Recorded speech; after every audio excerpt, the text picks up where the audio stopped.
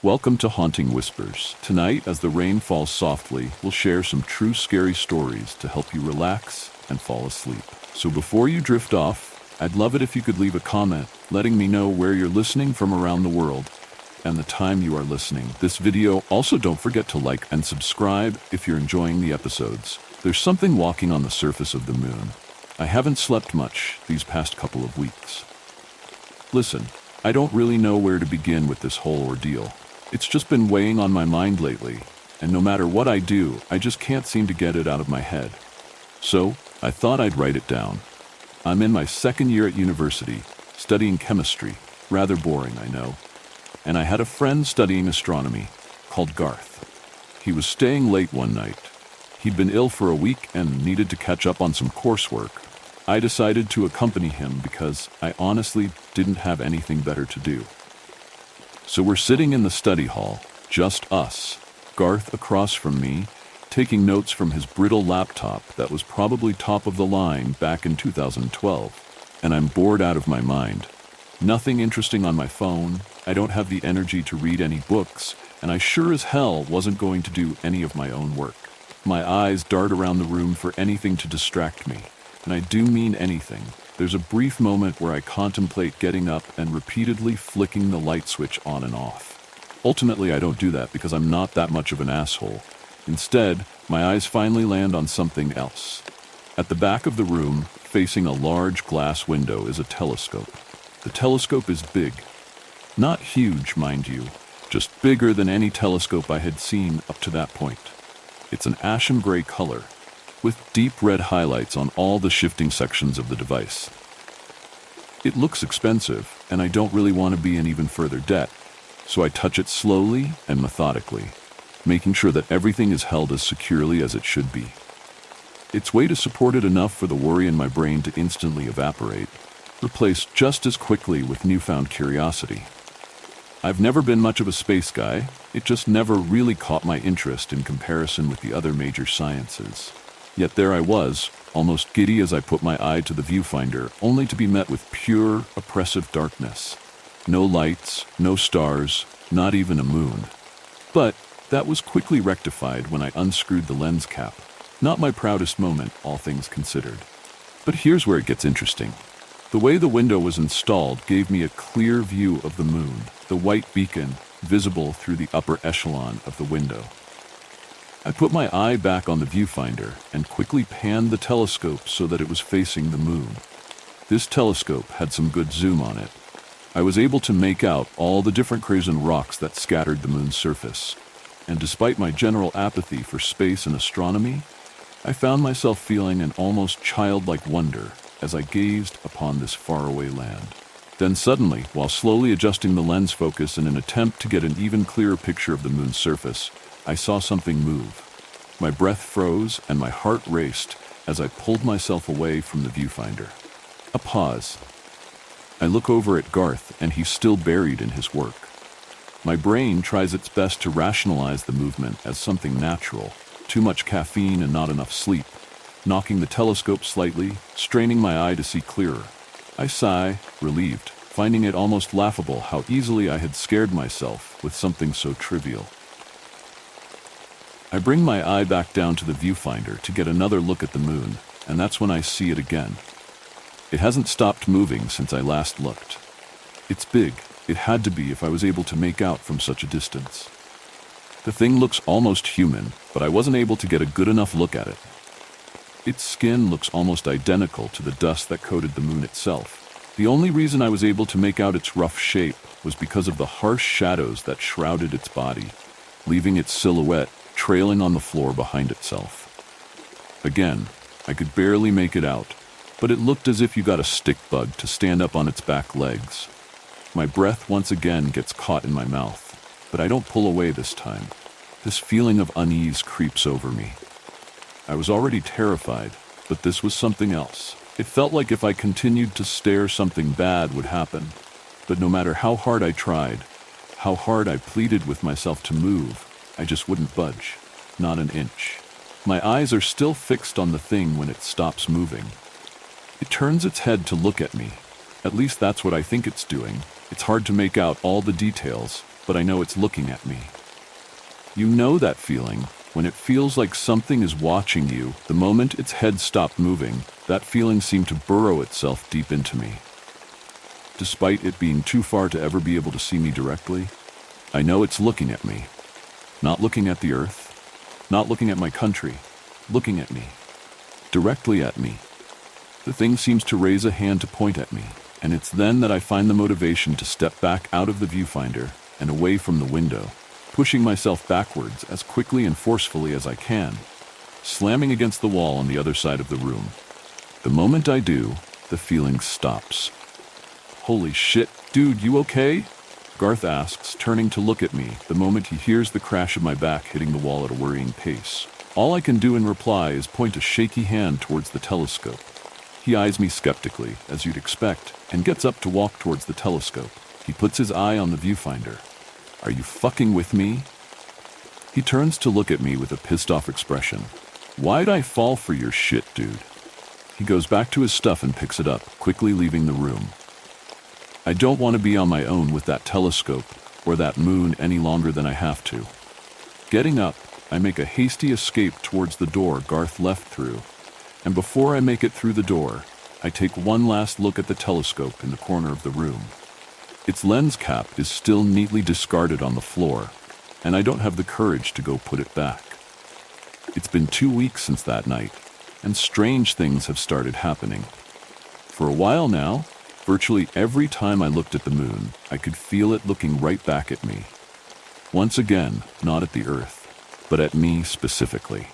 And I'm positive that it knows that I know. I've also been having these weird dreams. Well, dream to be specific. It's the same one almost every night.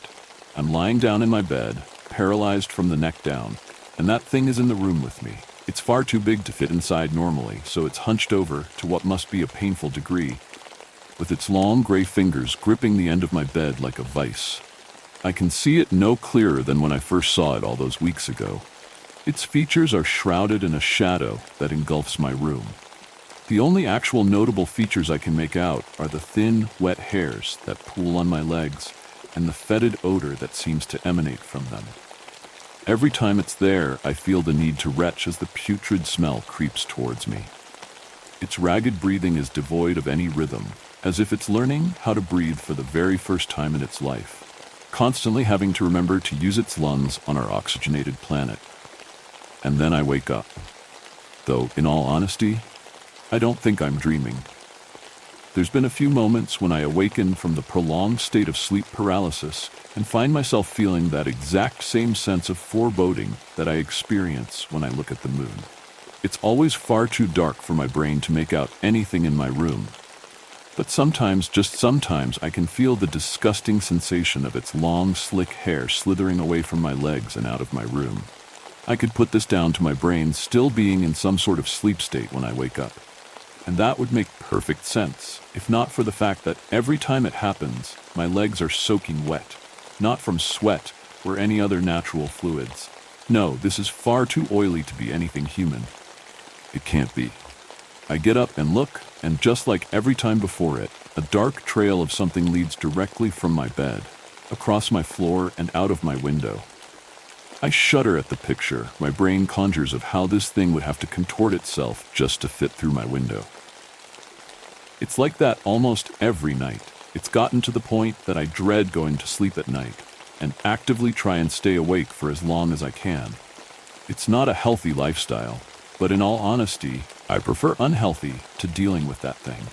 But something else happened. Something far worse happened than recurring nightmares, and it firmly planted the fact this thing was real in my mind. About a week ago, Garth stopped showing up to class. He had been getting worse before then, a little slower to react, too tired to bite back whenever someone insulted him, eyes sunken and dreary. I didn't understand what was up with him at first. I wish I never found out. 3 days after he stopped showing up, I went to his flat just to check up on him. I raised my hand and knocked on the door and waited. No reply. So I went to knock again, and that's when it hit me. That stench. That foul, wretched stench. The stench of death. I was too scared to do anything, so I ran. I ran out of the university accommodation until I could run no longer. I didn't know what to do. I ended up contacting the staff who run the housing, asking to check in on him, praying that he was all right. But sadly, I knew deep down what had happened. The paramedics had ruled Garth's death a heart attack. He had passed away in his sleep, where he had been left for 2 days. No one bothered to complain about it because he'd been ill before, and his accommodation block was on the cheaper side, where different smells from different rooms would blend easily. I would often hear classmates go around, saying things like, "Well, at least he died peacefully," or, "I think he would have been happy."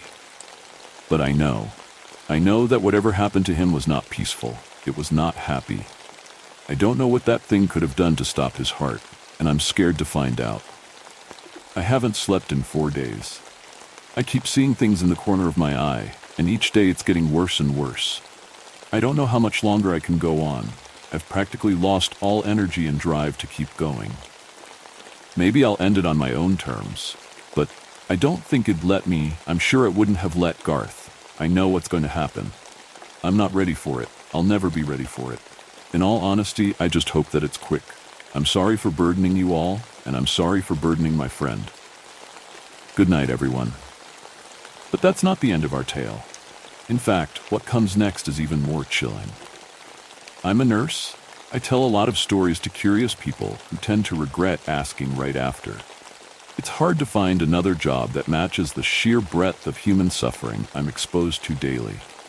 The human body is an unbelievably beautiful and complex organism that can contort and be contorted in some wildly obscene ways, and I've had my fair share of horrible sights in my time.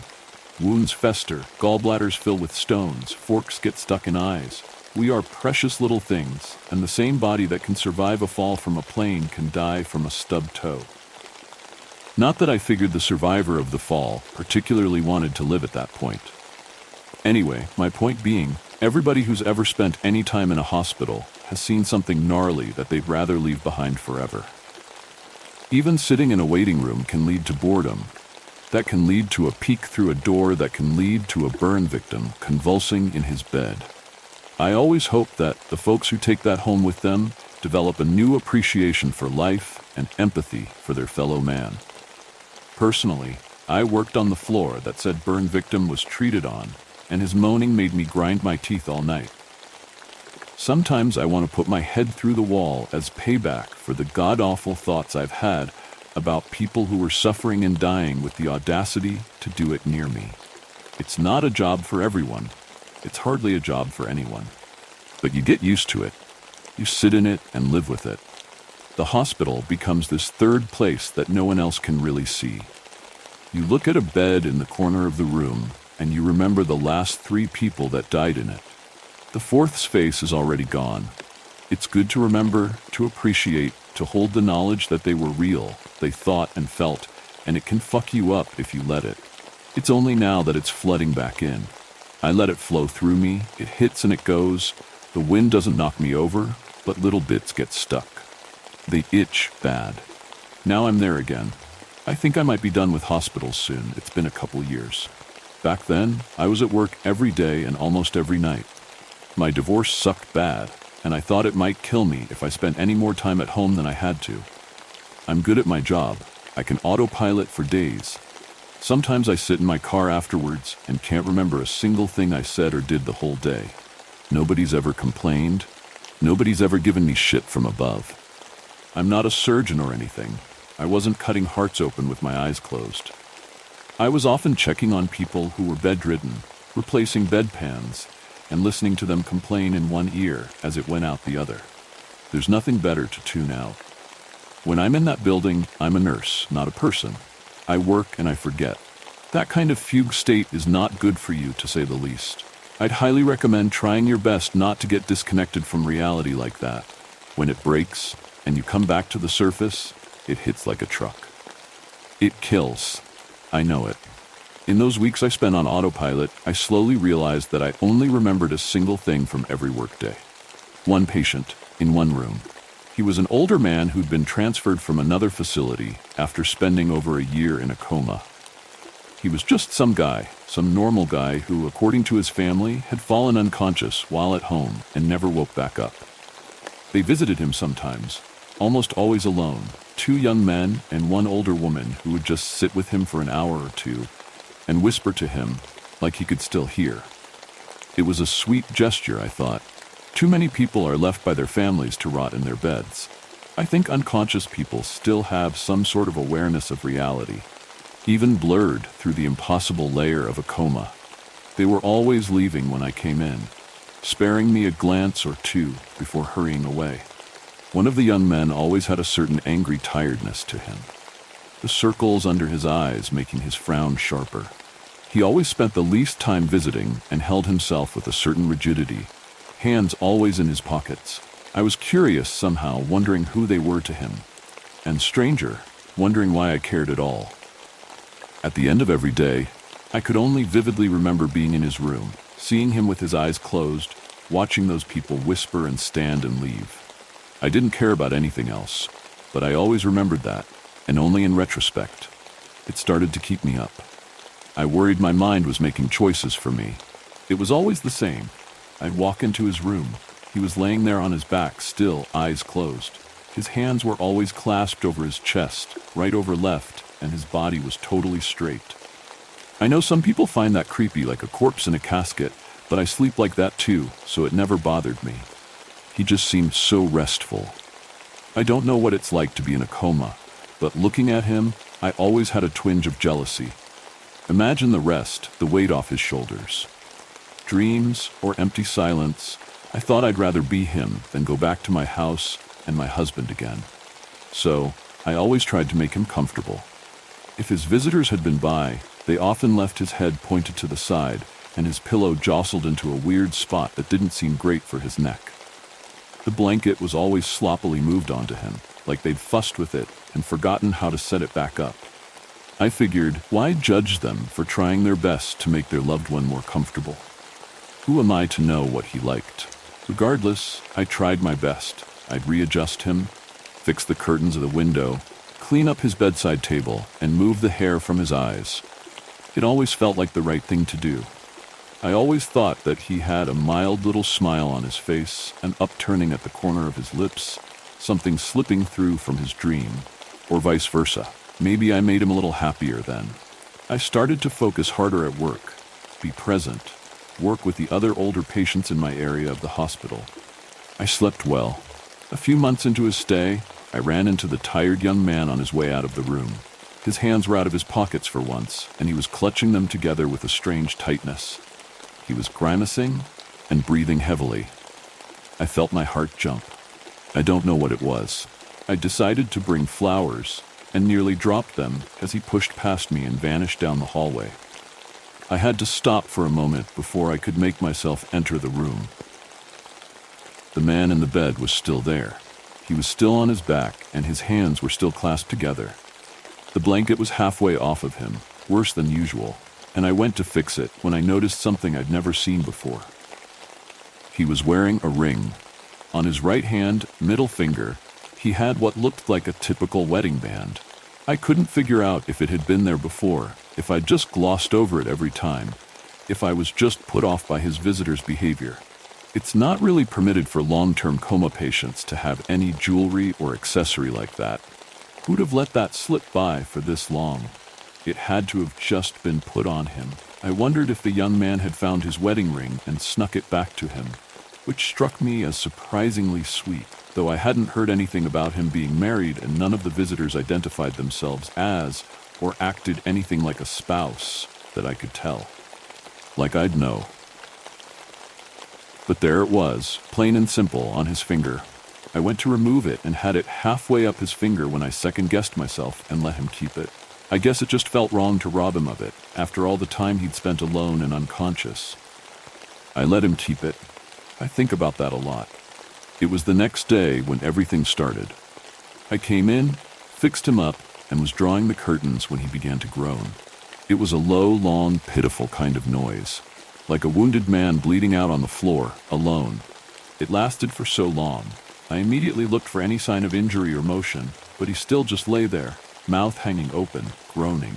It pissed me off. I don't know why. I hate to admit it, but it pissed me off.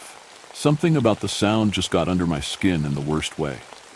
I wanted to hit him across the face. I held it in. Some of my coworkers came to investigate, immediately complaining of the sound. We all had this vague frustration with the poor man. They moved him to check for injuries, despite my insistence that I already had, jostling him roughly as they flipped him over and looked at his back. There was nothing, of course.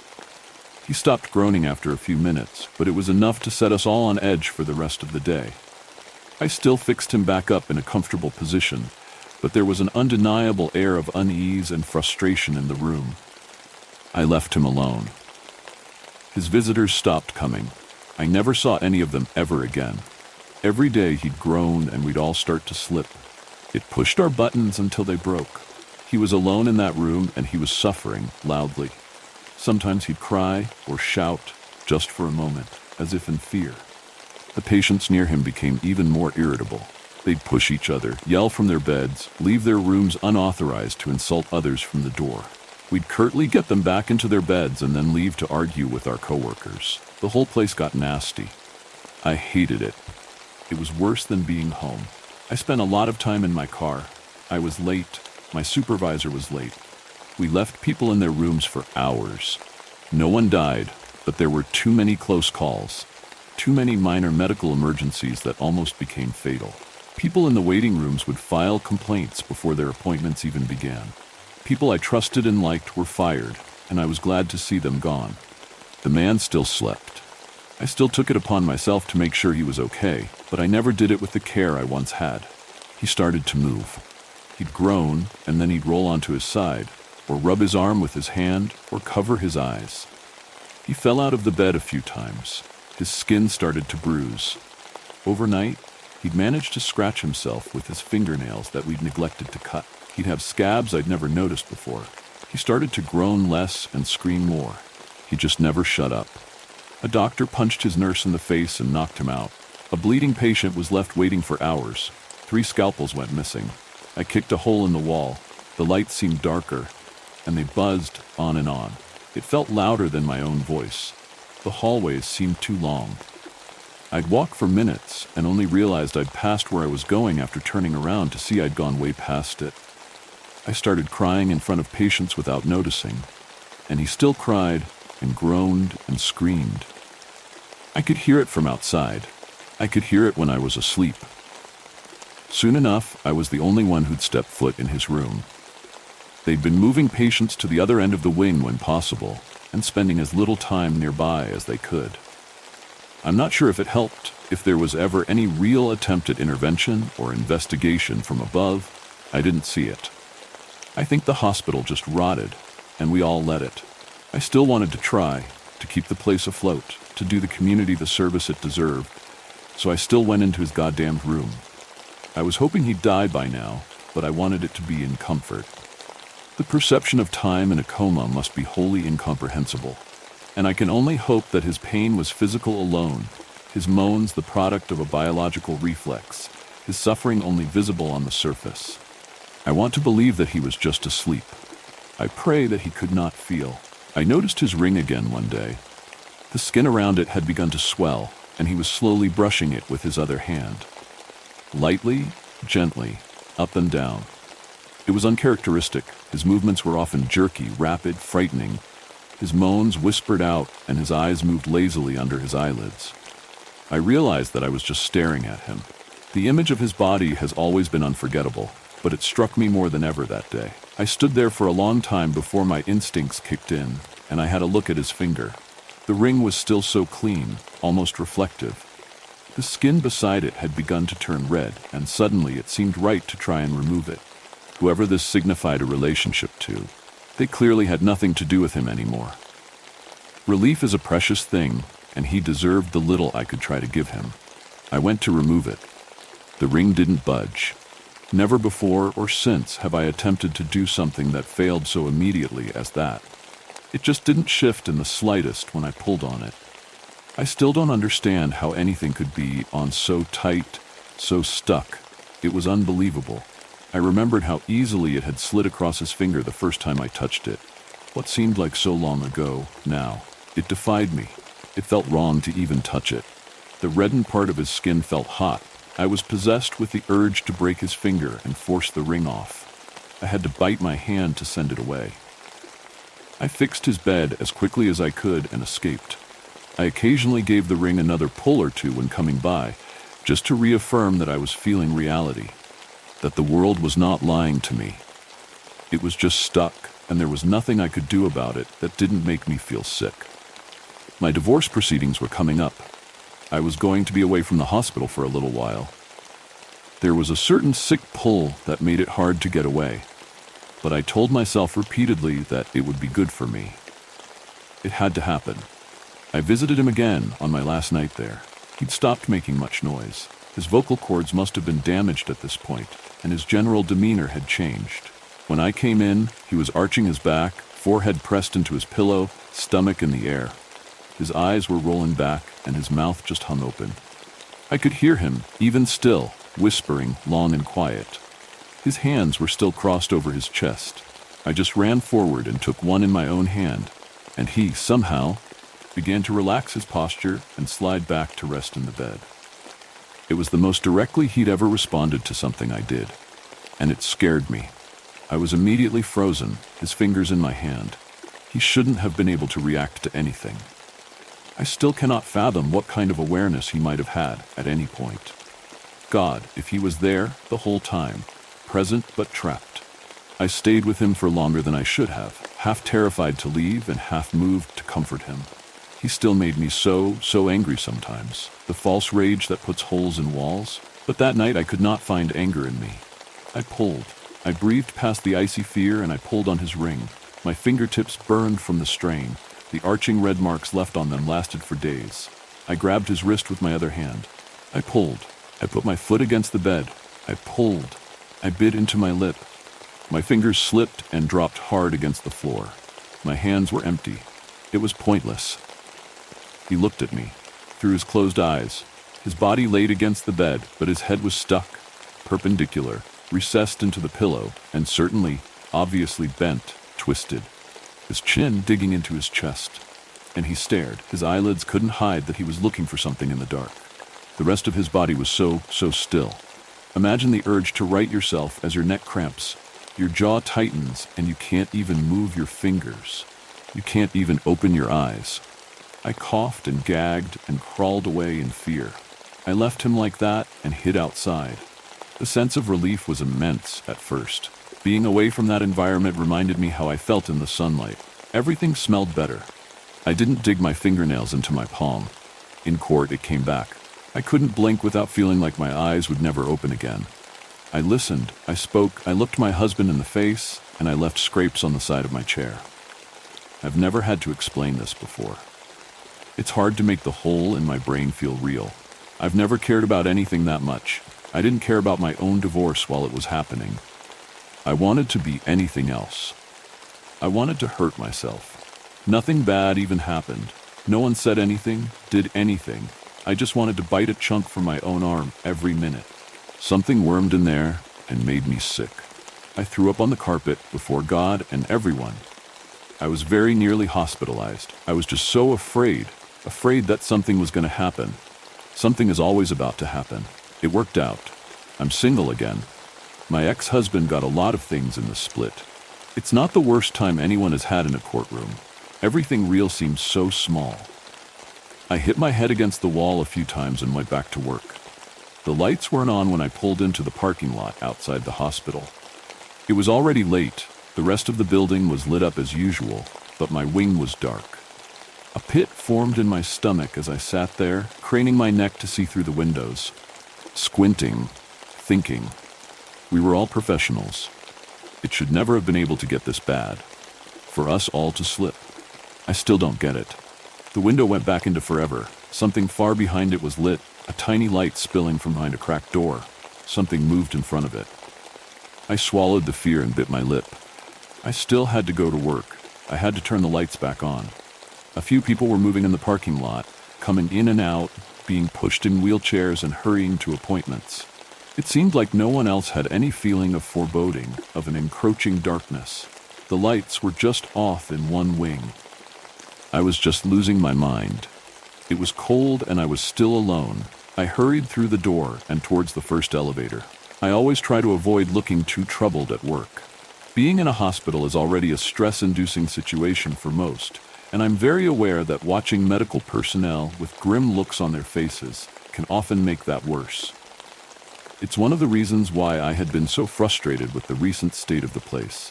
When we were all on edge, so were the patients, and I'll always hate that they suffered for our problems. Saying that, I know that when I walked through that lobby, I looked like hell. The people waiting nearby later cited seeing me as their first indication that something terrible had happened. How they hadn't noticed anything before, I can't tell. When those elevator doors opened, I pushed harshly past two elderly women who were exiting. One turned back, and whatever she saw on my face nearly knocked her over. I hit the button 1,000 times before the door closed. The elevator crawled upwards, and I stood, clenching my fists, centering. The fog in my head was too strong. I lost track of too much then. I'd been in this elevator hundreds of times before. I'd left my mind empty as I autopiloted into work. I'd never noticed how quiet it was. Everything slipped through the cracks and into the shaft. My heartbeat was loudest. I went up. A distant sound descended upon me, constant, so high-pitched I barely noticed it, growing in strength with every inch I went up. It was no human voice, no pained moans, no cries of fear. It was artificial, electronic, long and piercing and high, overwhelming. It pressed me into the floor of the elevator, and it grew. There were more behind it, pushing through together, harmonizing. Something on my floor was singing, in my head. In my head, I put my palms on the doors and felt the cold. The doors opened and the song broke. The metal slipped from under my hands and I toppled out into the noise, into the darkness of my workplace. The melody was gone. Now it was only sharp. It pierced me as I crawled out of the elevator, and only then, only when I looked up and around, did I realize what I'd been hearing. The heart monitors. The heart monitors in every room were screaming in the dark. Almost everyone in a bed on this floor had stopped breathing. Their hearts had stopped pumping, while I wasn't there. The one time that I wasn't there. They wouldn't let me forget, not while their monitors could scream. It was still dark. I pulled myself up by the receptionist's counter and looked with the lights of the equipment and the little moonlight coming through the windows. And there was something in my head. The corners of my mind were folding in before I could take anything in. My hands were slipping. My eyes were drifting, closing. I took a pen from the desk and stabbed myself in my upper thigh. It broke the spell for a brief moment, long enough for me to stay on my feet and look around, glancing over a floor covered in strewn papers, pencils, medical utensils, shattered potted plants, glimmering pieces of broken glass, a leg. Someone was there, face against the ground. I stabbed myself again. Something hot ran down my leg. I looked behind the counter I balanced on. Someone was there too, and someone else. As my eyes adjusted, it seemed like everyone here had fallen wherever they were standing, during whatever they were doing, and it had been something. Some had put their hands on each other. There were scalpels and scissors scattered near them. I couldn't look over the noise. They were breathing. Some cut through the incessant noise of the heart monitors with heaving, convulsing moans, gasping, crying for air. But they breathed. They were still alive and in pain, alive and unconscious, suffering with their eyes closed, dreaming. My knees started to buckle. I stabbed myself again. Again, my eyes began to shut. I dug it in and twisted. I walked while I could still feel my sock turn soggy, hurting while I could still move to do something about it. I passed by doors softly swinging and saw briefly, feet under covers, hands dangling limp, eyes shut tight and mouths hanging open. Every one of our patients here had died in their beds while I was gone. The pen broke in my thigh. I replaced it with the sharp end of my fingernail and pushed around the corner. In the back, past the sticky heat in my hand, was his room. He'd still be there, like everyone else. I couldn't pick out his heart monitor among the rest. There was little reasoning to be had with the weight bearing down on me. I stopped thinking and kept walking. Thoughts and feelings can be difficult to recall when in the wake of something terrible. I was there. I remember what I saw, what I touched, but something in that hospital sits just out of sight. There's something watching from around those darkened corners that I don't remember how to see. It wanted me to close my eyes and collapse. It begged me to, and my only answer was in the tip of my finger. I don't know what would have happened if I'd let it put me to sleep. I think I came in too late for it to sink in like it did for everyone else. I think the scars on my leg are worth a lot. I groped further down the hall, stumbling past fallen bodies with one finger in my ear and the other in my leg. His room was just ahead of me now. It smelled like blood. It mixed with the copper stench of my dripping leg, and I ran the last few steps to the room. I hit the door and slipped. It was blood, pooling and crumpling my back against the slick tile as I landed. My head snapped up, and there he was. He was harrowing. The moonlight bathed him, and I saw. He was again arched above his bed, his back achingly curled, almost perfectly still. His teeth brushed his pillow as his spit pooled, his mouth distending in silent pain, and his arm was moving. It trembled forward, shaking, leading up to his hand. There, it glowed. Split, flopping from the tip of his middle finger, were the remnant flaps of its skin, glistening with strands of red between them. Under them, the fingers of his other hand, their own skin beginning to split as he pushed the ring, that ring, of course, up and out through the skin, twisting, tearing the skin, anything to push it up and off, finally off. He moved and he bled, profusely, unbearably, but he moved in his unconsciousness to make something happen, to fight back. I ran my hands over the bloody floor as he slowly pushed, decoupling the skin from flesh, working it forward and through. The ring was bright as it carved. There must be something. There must have been something that I couldn't see about the ring, something I couldn't understand. It bit at me, and I lunged against his soaking bed, throwing him against the wall, undoing his petrified arch, snapping his body limp as I wrestled with his gushing hands. The ring was dangling now, a centimeter of flesh and bone remaining in contact with it, sticking to the pink flaps of flesh now drooping over the tip. I gave it the extra pull. I tore away the skin and took my teeth to it. I tasted sickly metal, and only then did it come loose. The sudden release put me on my back again, and I writhed with the seconds of thought I had left. I twisted the scraps of flesh between my teeth. The weight pressed in again, so strong, and I watched the ring spin red against the tile as I left. At last. I know his eyes never opened. I was so afraid of what I would see when mine closed. I guess my worst thing isn't much in the end. Anyone who spends enough time in a hospital has seen flesh tear and blood spill.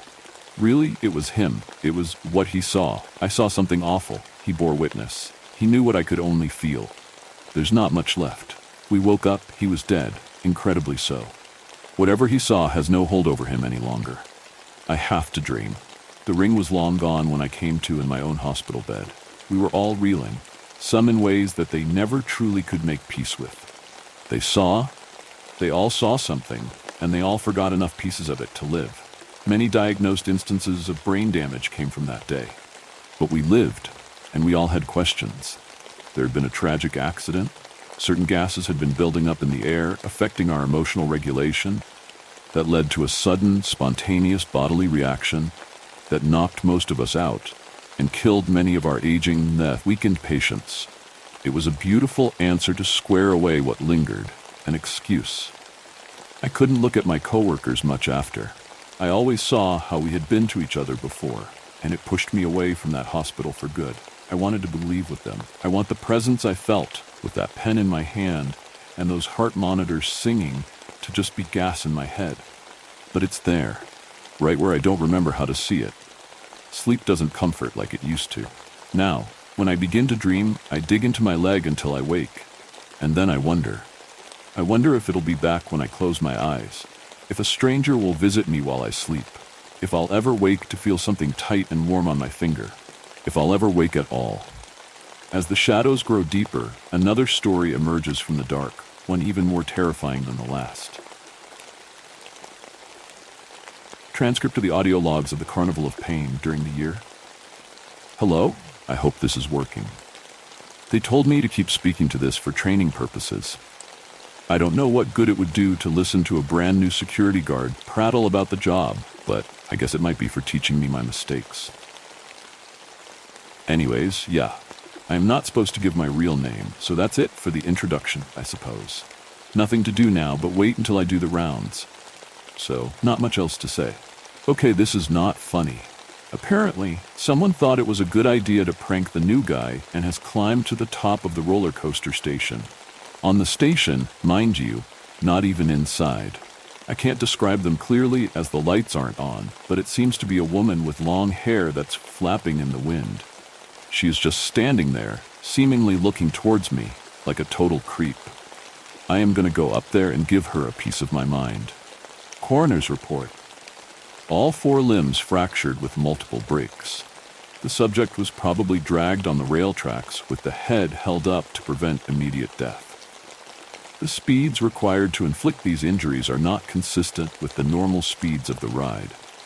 While there is incredible blood loss due to prolonged bleeding, death only occurred when the neck was finally bitten off, with the subject likely still conscious. Teeth marks do not match any known land animal. Rules 1. If you see a woman standing atop the roller coaster station, do not approach her. Continue your rounds normally and return to the office. Hello, my name is... Wait, I am not supposed to tell my name.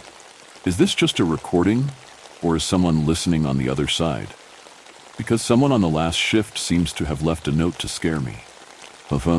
I wouldn't have taken up a job as the night guard if I was that easy to scare, so it's not going to work. I will check back after my rounds. Everything is quiet so far, like it should be. Paid attention to the roller coaster to see if anyone had placed a mannequin or anything up there, but I guess that would be too much effort for a joke. Noticed one odd thing though. A horse seems to be missing from the carousel. I don't imagine anyone could have uprooted and stolen it, so it must have been missing already. Strange. You would imagine the carnival owners would fix a major ride like that immediately. What the fuck? I was checking the camera footage, and I just idly looked at the carousel. The fucking horse is back. I can swear there was a missing spot when I had gone on my last round, but now there is no missing horse. It's like the horse came alive, went trotting and came back. Is someone playing tricks on me? 21. Heavy breathing. Someone is here. I went to check out the carousel, and since there was no trace of tampering with it, continued with my round. Everything else looks normal too, but I felt like someone was watching me. I abruptly turned and saw a white figure standing some way behind me, staring at me with a red grin on its painted face, absolutely motionless. I would have taken it for a statue had I not already done a round before and knew there was no such thing. I think I screamed and ran for the office. I glanced back as I ran, and sure as hell, that clown was chasing me, though he moved slowly. I don't know what the fuck is going on, but I am looking through the cameras, and the clown is still standing some way off outside the office door, staring straight at the camera. He doesn't seem armed, so it's probably some weirdo playing smart with me. Well, I have a gun and a baton, and I am sure as hell gonna use them. Coroner's report. The subject was tortured for hours, with the death taking place shortly before dawn due to a spike driven through the skull. The point of entry was through the right eye socket. The eyeballs were already plucked out earlier. No tools were apparently used, as the rupture was rough and probably done with the subject completely conscious. A complete list of the extensive injuries and their likely means of infliction are included in a separate attachment. Note that the nature of the injuries and the traces found around the carnival indicate the subject was taken to each of the attractions for each stage of the torture, before being killed back at the office. Rules 1. If you see a woman standing atop the roller coaster station, do not approach her. Continue your rounds normally and return to the office. 2. Sometimes a horse on the carousel might be missing. In this case, return to the office immediately and monitor the CCTV footage. Do not leave again until the horse is back. 3. A clown will sometimes follow you. It will not close the distance itself, so just continue with your rounds and ignore it. This is some sort of reality show, isn't it? Gods, I knew the job advertisement looked suspicious. That's why they have this recording thing too, and cameras all over the place. This note with the strange rules is so spooky. Seems like they have props and stuff set up already. Haha, I'm gonna show everyone that I am not easy to scare at all. Bring it on. When on my round, and saw a woman standing on the roller coaster thingy. I just ignored her and kept walking. Haha. She must be feeling pretty embarrassed, standing there without getting any reaction from me. None of the other things mentioned in the note showed up. But something new did. The toy train was in operation when I passed it on my round. Kudos to their costume design people, because the headless kids sitting in it looked so real, with the stumps of their necks red and rotting, flesh peeling from the sides. I decided to prank them in return, so I went to the control panel and switched the thing off before the train could complete its circuit and come back to me. Haha. Please, if someone is listening, I want to leave. You got me, okay? I admit defeat. I am scared witless. You got me good. Now call it off, please. That thing is still floating out there, right over the pathway between the Ferris wheel and the bumper cars. I don't know how you managed it, but Jesus, I can't look at all those bodies hanging on the hooks, dripping blood like that. And the thing carrying the hook, it wants me. I just know it wants me, and it's going to gut me and put me up on a hook too. Oh God, please let me go. I am not going to do any more rounds. I will stay here until someone comes for me. That thing, it suddenly started smiling. The blood is dripping. I can see from the cameras, but it has this terrible smile now. Please save me. I don't want to die. Coroner's report. Not applicable. Body not found. Rules 1. If you see a woman standing atop the roller coaster station, do not approach her. Continue your rounds normally and return to the office. 2. Sometimes a horse on the carousel might be missing. In this case, return to the office immediately and monitor the CCTV footage. Do not leave again until the horse is back. 3. A clown will sometimes follow you. It will not close the distance itself, so just continue with your rounds and ignore it. Number 4. If you see the toy train in operation with headless children on board, switch it off from the control panel before it completes the circuit. 5. During your rounds, there is a chance that a floating entity may appear above a pathway with hooked corpses dripping blood. It is important that you pass underneath it. Feel free to use the shower in the office to clean up afterward. Do not stop doing your rounds. Hello? I found this note, and it's really scaring me. I am not really suited for a security job. I just took it because I needed the money. I don't know what to do. Hello, I went on a round and tried to follow the instructions. I didn't see any woman, but I think the clown was following me. I just kept walking and didn't look back. I hope he isn't there when I go out again. The clown was still there. It's scary, but the rules are right. It stays at a certain distance, and if I don't look at it, it's all right. I saw the train too. It was already halfway across, and I could see all those headless things sitting there. I was so afraid, I just froze there. The train almost made it back before I remembered to switch it off and run away. It counts, right? That full floating thing appeared. It was so dreadful. The note didn't mention that one of the bodies on the hook was screaming. Oh Lord, he was screaming in pain. Was that man still alive? I don't know how long I stood there. The thing was still dripping blood, but the rules said I had to walk through. I just ran. I think I screamed when the blood dripped onto my face, and everything after that is a blur. But I managed to make it back, and I don't see the thing in the CCTV anymore. Wait, so something's not right. Was there always a horse missing from that ride? I dropped the note when I ran under that thing, I think. I don't remember what I was supposed to do about the horse. Should I just stay here? No. I remember it telling me that I should keep to my rounds no matter what. I will, just find the note in this round and do what it says. Coroner's report. Subject has suffered injuries throughout the body consistent with trauma inflicted by iron-shod hooves. The shape is irregular, however, with a rectangular design more reminiscent of toy horses than an actual horse. The spine was broken first, so the subject was probably paralyzed as the rest of their bones were systematically broken. The cause of death is blood loss, as no killing blow was made and the skull left intact. End of transcript. Preliminary investigation complete. Case can be returned to the client with the list of rules for further management with the standard turnover rate. Refer to the Human Resources Department for a contract to supply the required livestock. Recommend a second investigation after the designated period to note additional anomalies that might develop. You think that was scary? Just wait until you hear what happened next. I grabbed Sarg's leash off the hook by the door. His ears perked up, and he bounded over to me, tail wagging like crazy. "Ready, boy?" I asked, clipping the leash to his collar. He barked in excitement, already pulling me toward the door. It was late afternoon, the sky still bright, but the sun beginning to sink. We headed down the familiar path that ran behind the neighborhood, through the woods.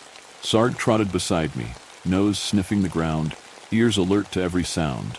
This was our routine, just me and my dog, out for our daily adventure. It felt good to get away from everything for a bit, just us. The further we walked, the quieter it got. The rustling of the wind in the trees was soothing at first, like nature's lullaby. But as the woods thickened around us, the air grew still, too still. I noticed it right away. No birds, no squirrels scurrying in the underbrush. Even Sarg slowed down, his nose twitching, ears cocked. I could feel his tension through the leash. "Come on, buddy," I said, trying to sound confident. But there was a knot in my stomach now. Something didn't feel right. The path was getting darker, the trees casting long shadows over the dirt trail. The wind picked up again, but this time it carried a strange sound with it, low and distant, like a moan. I froze. Sarg's ears shot up, and a low growl rumbled in his throat. I told myself it was just the wind. It had to be. We kept walking, but my pace quickened. Sarg stayed close, his eyes scanning the trees. The further we went, the more the woods seemed to change. The trees, once familiar, now twisted into strange shapes. Their branches stretched out like fingers, clawing at the sky. The path was barely visible now, swallowed by shadows. I stopped, looking around. I wasn't sure if we were still on the right trail. Panic began to creep in, and I tugged at Sarg's leash, ready to turn back. But Sarg wouldn't budge. His growl deepened, his fur standing on end. "Come on, Sarg, let's go," I urged, pulling harder. But he planted his feet, staring into the trees. Then I saw it. Between the trees, just beyond the path, something moved. At first, I thought it was just the shadows playing tricks on me. But it was there, a figure, tall and thin, lurking between the trunks. My breath caught in my throat. Sarg barked, lunging forward, but I yanked him back, fear gripping me. The figure moved again, closer this time. I couldn't make out its face, just a black silhouette against the darkening woods. Its movements were jerky, unnatural, like it was glitching through the trees. And then, it stopped. It looked at me. I couldn't explain how I knew that it was staring, but I felt it deep in my chest. A cold, creeping sensation like ice water running through my veins. Sarg's barking echoed through the trees, but the figure didn't flinch. It stood there, watching, waiting. I bolted. I didn't care about the path anymore. I just ran, dragging Sarg behind me as fast as my legs could carry me. The woods blurred past, branches whipping at my face, thorns snagging my clothes. My lungs burned, my heart pounded in my ears, but I didn't stop. I could feel it behind me, that thing, chasing us. Its presence pressed down on me like a heavy weight, suffocating me. I glanced back, just for a second, and saw it, closer now, its long limbs reaching out, its face still hidden in shadow. My foot caught on a root, and I stumbled, hitting the ground hard. Sarg barked, circling me, trying to pull me up. I scrambled to my feet, adrenaline pushing me forward. Finally, we broke through the trees. The woods spit us out into a clearing near the edge of the neighborhood. I could see the rooftops in the distance, the streetlights flickering on. I didn't stop running until we were back on the road, houses in sight, the nightmare behind us. Sarg was panting, his eyes still darting back toward the woods, but he stayed close. I doubled over, trying to catch my breath, my heart still racing. When I finally looked back at the woods, there was nothing. No figure, no shadowy silhouette, just trees swaying gently in the breeze. But I knew what I saw. What we saw. I've never taken that path again. Even Sarg refuses to go near the woods now, and every time we walk by, I swear I feel eyes watching us from the shadows. But not all stories end when the sun rises. Some horrors lurk in places you'd never expect. Hardware, Part 1.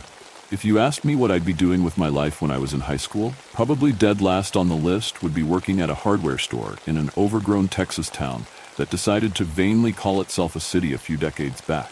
But plans change, life happens, and things fall through. My boss is a man named Charles Chuck Rogers. The name fits the man. He's never told me his exact age, but he's well past 60. He stands 6'3", and old man or not, he's built like a boxer. Me, I'm half his age, half his size, and rocking a decent amount of body art that can't really be hidden by the red plaid shirt that serves as an informal uniform. We share sweet fuck all in common, but for the past decade or so, he's been the best boss I've ever had. Gave me a shot when he had every reason not to, forgave a few mistakes he shouldn't have, and, all in all, is a great guy. Derek, where in the hell is your whitewash? Eamon Simmons, farmer at large, says. Eamon, I have it on good authority that it's been in the same place since before I was born. I reply, how's the kids? The rotund, red-faced man walks over, a grin on his face. Trying their best. Steve's working at an auction. Jess is in college. Damned if I understand what she's taking, but she enjoys it. Me, just ankle-deep in cow shit from dawn to dusk. Eamon complains. Dirty boots, clean money. That'll be $5.80, I say, working the old, barely electronic register. Highway goddamned robbery. Eamon says in a friendly enough tone, producing his cash. I see that truck of yours, you can afford it. I reply with a smirk, and that basic type of interaction is my 9 to 5. I'm originally from Michigan. Took me a bit to understand what Texas friendly is, but once I got the hang of it, folks saw past the tattoos, piercings, and checkered past. Not that I haven't ran into some more archetypal Texans, but by and large, people where I am are easygoing. When shit hits the fan, the things you remember are random. For some reason, it always sticks out to me that all of this started on a Monday. Chuck had just gotten back from vacation and entered the store with an approving look. Looks like you didn't manage to burn the joint down. Good job, kid. He says, short gray hair barely visible under a simple brown baseball cap. Thought about it when Mrs. Olson ordered 24 garden gnomes, but managed to fight the urge. How was trip south? I reply, cracking open an energy drink. Bueno. How many times I have to tell you that shit is gonna kill you? Chuck asks, shaking his head. The definition of insanity is trying the same thing over and over and expecting a different result, is my answer. I'll spare you the details of the day, but as it wrapped up, both of us were worn out as hell. Feel like downing a few at Norm's? Chuck asks as he turns an open-closed sign that looks exactly as one would expect. Might could, I say, chuckling a bit to myself at some of the dialect that has crept into my speech. As long as my boss doesn't call me in tomorrow. Son, I have a sneaking suspicion the water heater is going to blow, and we're sadly going to have to close up for a couple days. This old hand needs a little vacation from his vacation. Chuck jokes as we leave the store. Norm's is an odd kind of place. In reality, it's your generic small-town bar. Decent amount of personality, nothing too exciting going on, but it's trying to go for a chain restaurant kind of look. Chuck and I sit down, and before we manage to strike up a conversation, a pitcher of Bud is sitting on the table in front of us. Thanks, Ken. I shout to the combination bar hand bouncer. His forearms are covered in scars from his day job at a scrapyard. Behind the bar are two women, Casey, a farm girl around my age working her way through a second run at college, and Alice, probably the only person in this city I can talk to about body art. Late 40s, ex-cop, and known to lend Ken a hand during the odd dust-up that happens.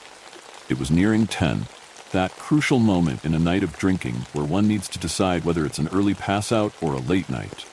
I forgot to tell you, did you hear what happened to Leo's kid? I question. No. He okay?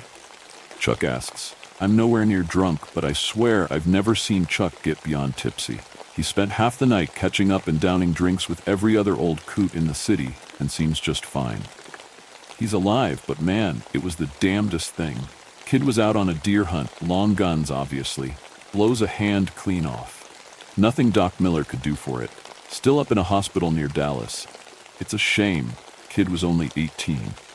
I don't know why I chose such a morbid topic, but booze doesn't tend to do positive things for the mind. Chuck looks stoic, maybe even a bit pissed off. Which hand? He asks, deadpan. Right.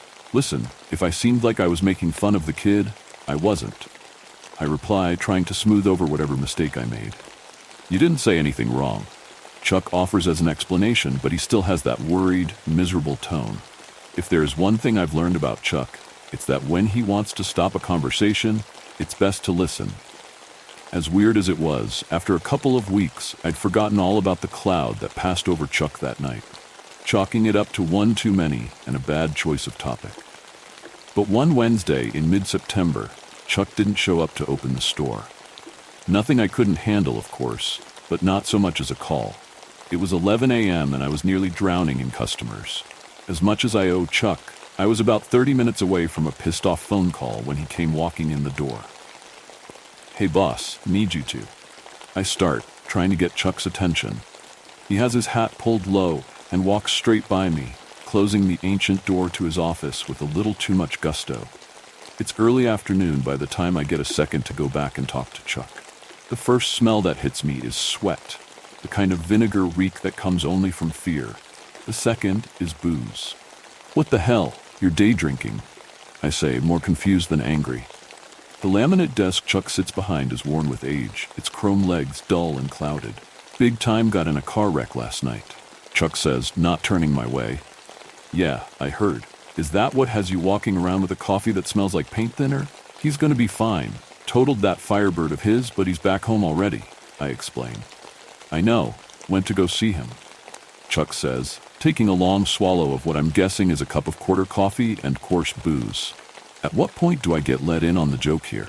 You're fucking scaring me with this 1,000-yard stare shit. Something about the way this granite statue of a man is acting sets the hairs on the back of my neck on end. "Lock the door, kid. We need to talk," Chuck says, finally looking at me. He hasn't slept, and there's a look of horror in his eyes no amount of poker face can hide.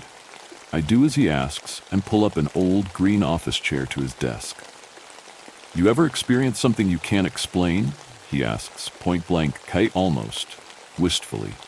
"Wouldn't say I've ever seen Bigfoot or anything, but I'm sure there's some weird shit out there," is my answer.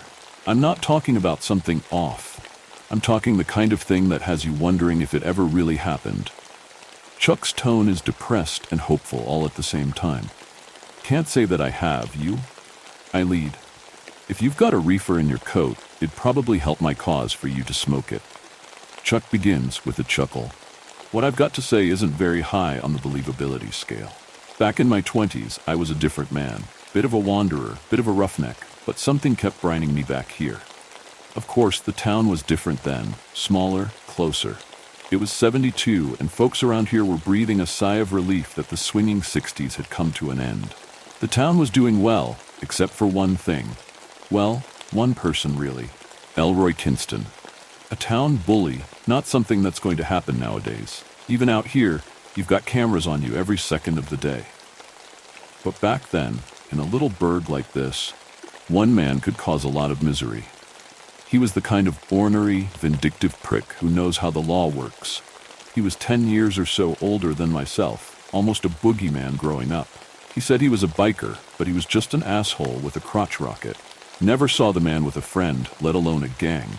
Of course, the law would get him for things here and there. A couple months for a fight that got out of hand, weekend jail for pushing drugs, but nothing major. When it came to real time, Elroy had the devil's luck. By 70 or so, he'd beaten a manslaughter rap, and at that point, folks decided to just give the man his space. Better to be cleaning up broken windows or nursing a black eye than 6 feet under. One night, I found myself at Norm's, by my lonesome, and looking for some female companionship. The night went on and nothing of the sort came my way. The bar was full of mining boys, engineers from the quarry. Good guys, we're talking college boys, not miners. Soft men. Elroy walked in, and I could smell the bad intentions on him. But it's a free country, man can drink where he pleases. So I just watched and drank. He's got a con man's charm, and soon enough, he's made a couple of friends who are more than happy to buy a few rounds. I've seen this before. Soon enough, Elroy is going to find something to take offense to, and one of these college boys is going to be missing teeth. Good sense told me to stay out of it, but something about his smirking, coyote look got my dander up. He steps backward into one of his new friends. I can't hear the conversation, but I can see what's going to happen. As the engineer apologizes, I down my drink. As Elroy starts to shout, I'm out of my chair.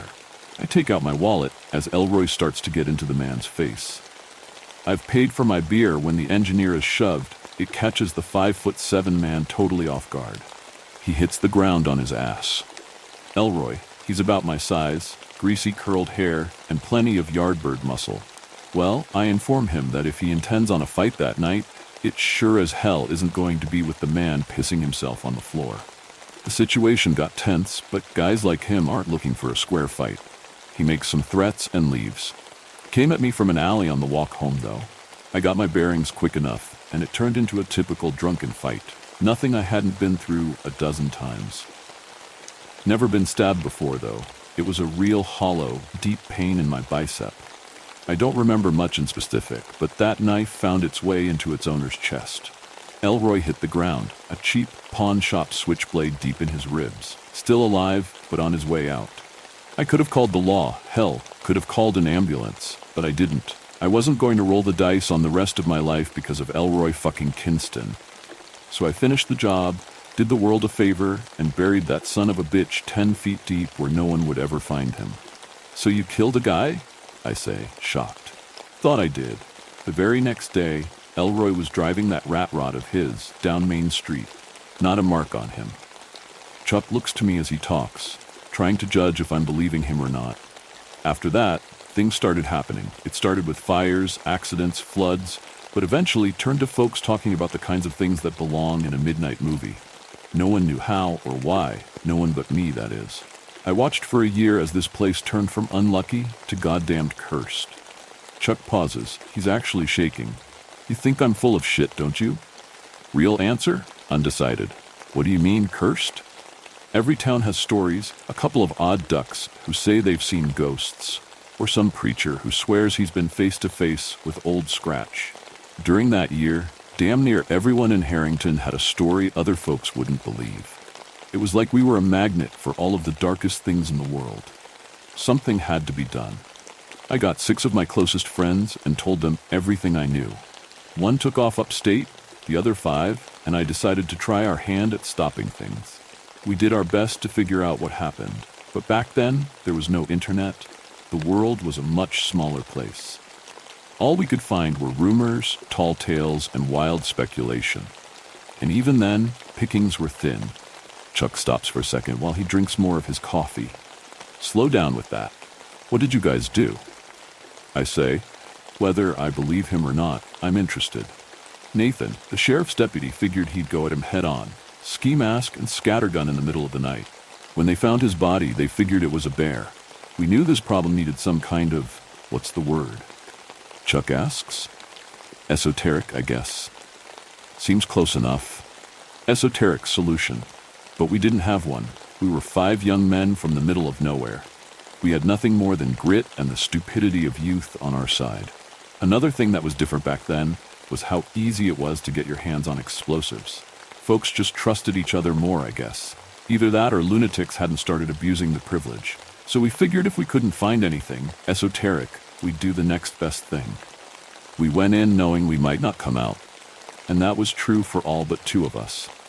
I saw things at that lunatic's shack that still make me wonder if God has an eye on his children anymore. But Kyle and Quint then gave themselves to turn that place into a crater. The man himself was my job. Face to face, there was a power about him, a dark fog that hung around Elroy. It made my blood run cold. He chased me through the sickly dying trees, scattering downed branches and brush like it wasn't even there.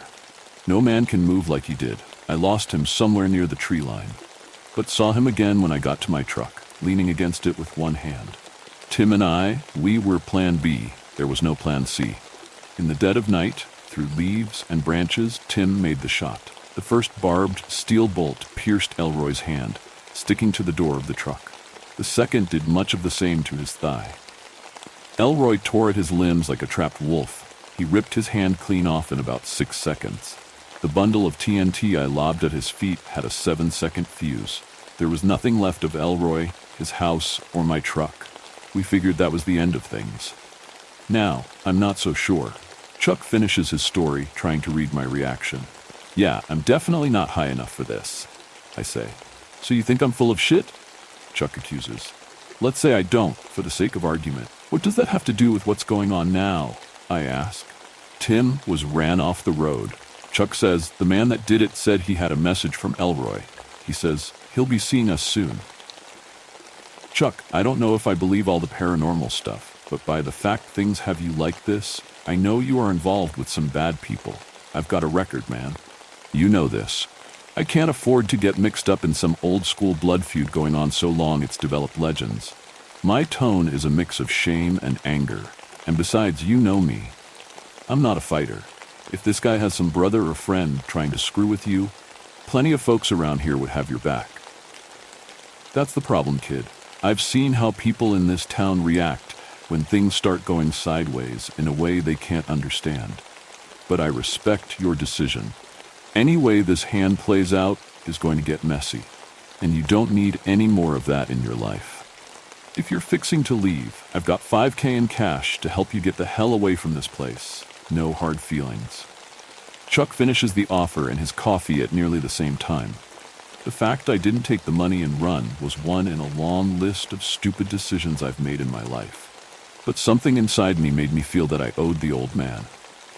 If he needed me to hold a baseball bat and try to look scary, why not? So I found myself at Norm's, drinking slowly and alone, trying to make sense of the growing level of strange in my life. The answer I found at the bottom of a bottle was as follows. My friend Chuck has likely been suffering from PTSD for a long time. He's taken the event that caused it, mixed it up with a few memories from his time in the service, I assume, and made it into some kind of paranormal event in his mind. That being said, scumbag families hold grudges. That goes double in isolated burgs like this. Decades mean nothing. Chuck needs help, and for all the dumb things I've caught time for, if worst comes to worst, at least this will be for a good cause. Riding a good buzz and a moral high, I found myself walking home under the harsh arc lights of Main Street. It was quiet. A little under an hour before last call, the street was calm. It felt like I had the town to myself. As many times as I've seen the inside of a jail cell, I'm not a tough guy. When me and the law come into conflict, violence isn't the reason. Hell, even on the inside, I got by minding my own business and keeping the right friends. So as I walk, I start to think about how I'm going to go about convincing some inbred criminal to leave my friend alone. I'm on my third inebriated draft of an absolutely terrible, scary speech when I hear it. It's quiet at first, as if off in the distance. A rattling, grinding noise, an engine barely managing to run. I look back to see what piece of shit bike was living out its last seconds, hoping I catch sight of its owner. I see nothing at first, then a couple blocks away, the streetlights on either side of the road burst. The roaring, decrepit engine suddenly seems much closer, the sound rising almost instantly.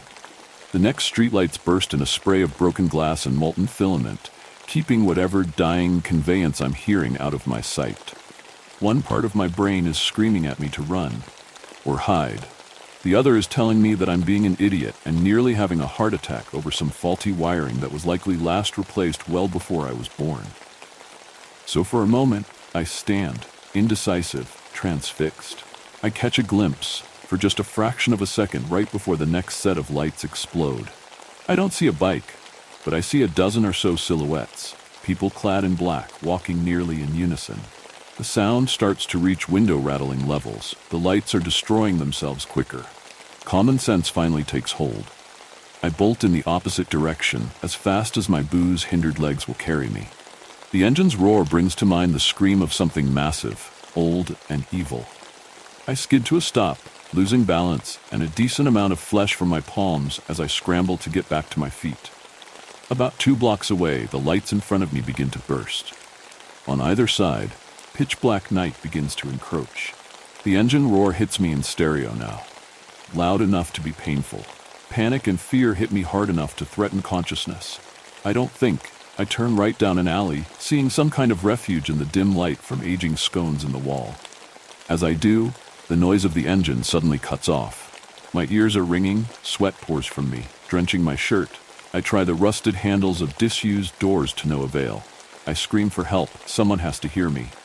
But then again, someone has to have heard the earth-shaking sound of the engine. Yet no one seems to be investigating. No fire escapes, nothing that could be used as a weapon. I feel trapped, and for some reason, small. My back is to the wall, and while I can't see a damn thing, I can hear footsteps, slow, purposeful footsteps. The last set of lights destroy themselves, plunging me into pure darkness. Silence, a ringing lack of volume, pregnant with the potential of violence and evil. A hiss, my eyes burn with a sudden brightness, tearing up. It takes me a few seconds to make sense of what, or rather, who I'm seeing. She's a few inches taller than me. Her bald head is covered in overlapping layers of scars. Some look purposeful, others like the reminders of brutal fights. She holds a road flare, head cocked, one eye slightly clouded and askew. The orange light makes the tattered, rusted biker's leathers she wears look like the hide of some hell-spawned creature. "You Chuck's friend?" she says. Her voice is calm, like we just ran into each other at the coffee shop. I think about lying, but I figure she wouldn't be asking if she didn't already know. Yeah, I am. I try to sound confident. I could spend a page describing how much I failed. "Good," the woman says, walking toward me. "My name's River, but you can call me sir." She stands inches from me. I can feel the heat of the flare. "What do you want?" I ask. Before I realize it, the woman has me by the throat. Nails filed to wicked points dig into my neck, hard enough to draw blood. I try to get away. She's tall, but rail thin. Somehow, though, her grip is immovable. She pokes my chest with the flare, just a brief fraction of a second of contact, but the pain is bad enough, I drench her arm in vomit. Disgusted, she easily throws me into the opposite wall. I hear the action of a switchblade and see her holding a wicked, serrated blade as she stalks toward my prone form. "You fucking deaf or stupid?" she demands. "Try that again." I pat out the smoldering fabric of my shirt.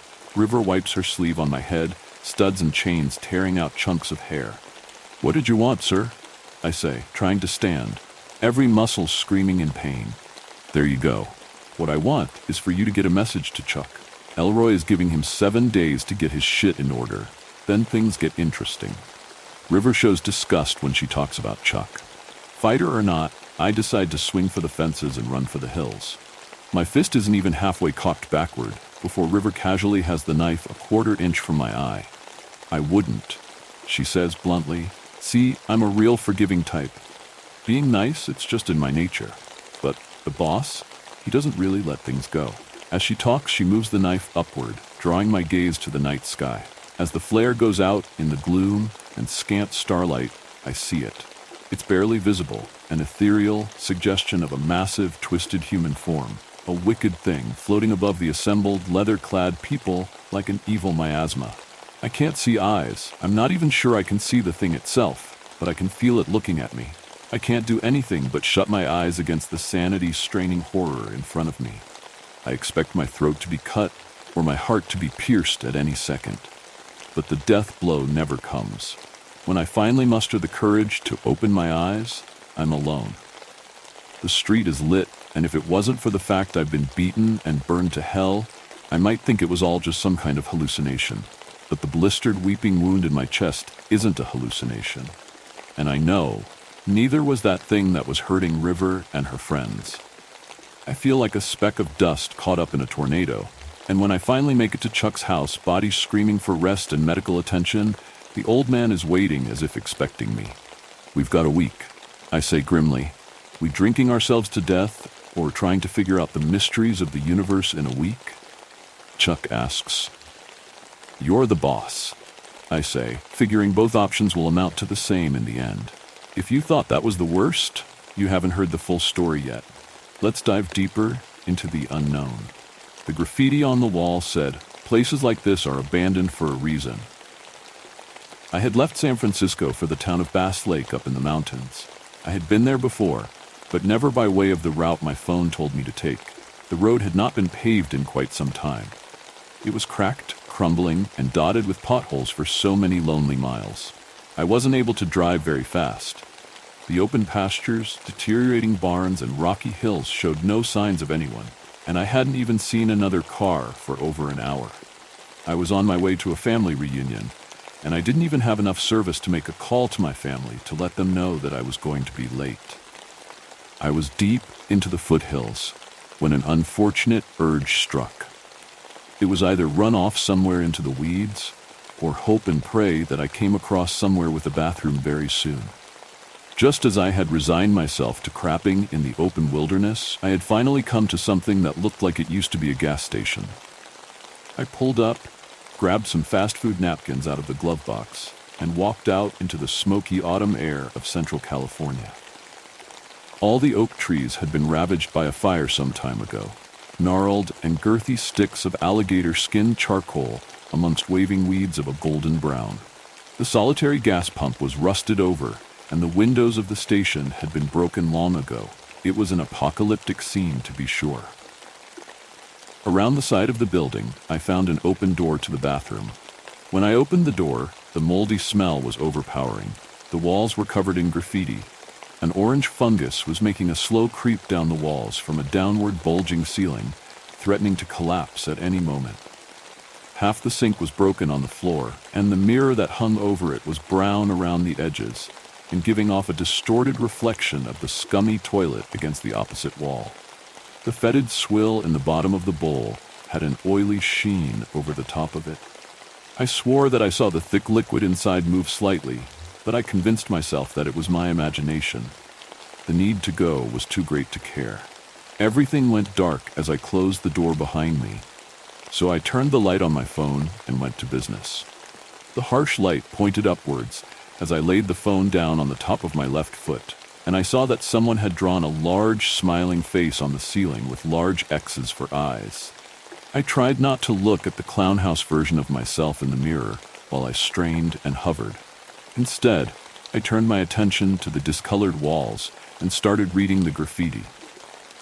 Besides the usual profanities, I noticed something unsettling: several warnings not to look in the mirror.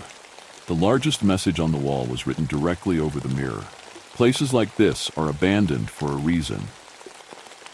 My stomach knotted when I heard guttural, unintelligible whispers coming from the mirror. All the straining ceased as my muscles let go, and everything came rushing out at once, splashing the putrid contents of the toilet bowl all over my ass. I realized that my reflection was no longer in the mirror. I felt the room turn cold, and I began to see my breath in the light. The whispers began to get louder. I didn't even clean myself before I pulled up my pants with shaking hands. I wanted out. As I reached for the door, something in the shadows pushed my shoulders from behind, and I pitched forward. My face crashed against the mirror while my phone fell to the ground. I felt pressure from behind, as if someone was grinding my face against a reflective surface that was not displaying what was happening in front of it. I pushed against the wall, against the force from behind, but it was no use. The whispers erupted into an ungodly cacophony of laughter. The mirror began to crack, and I felt my nose tear and rip as my face was pushed through it. Everything went dark. Then I began to see visions. That's the best way I can describe it. I was in darkness, save for a small square of ghastly light in front of me. I was staring back through the other side of the mirror. Another version of myself was staring back at me. It spoke in a voice that wasn't mine. "Thank you." It walked out of the bathroom, leaving me screaming inside of my prison, slamming my fists against a surface that was no longer cracked. Darkness again, and then just thoughts. I have been here for so long now.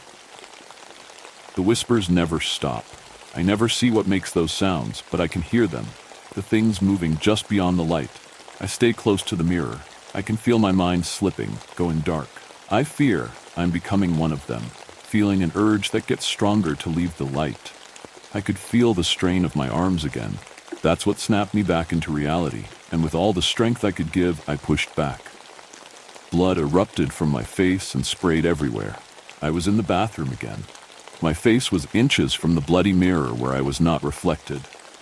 I pushed with my arms again and broke free from whatever was behind me. I opened the door and threw myself out onto the crumbled pavement outside. I was on the ground, sitting in my own mess and bleeding from my face.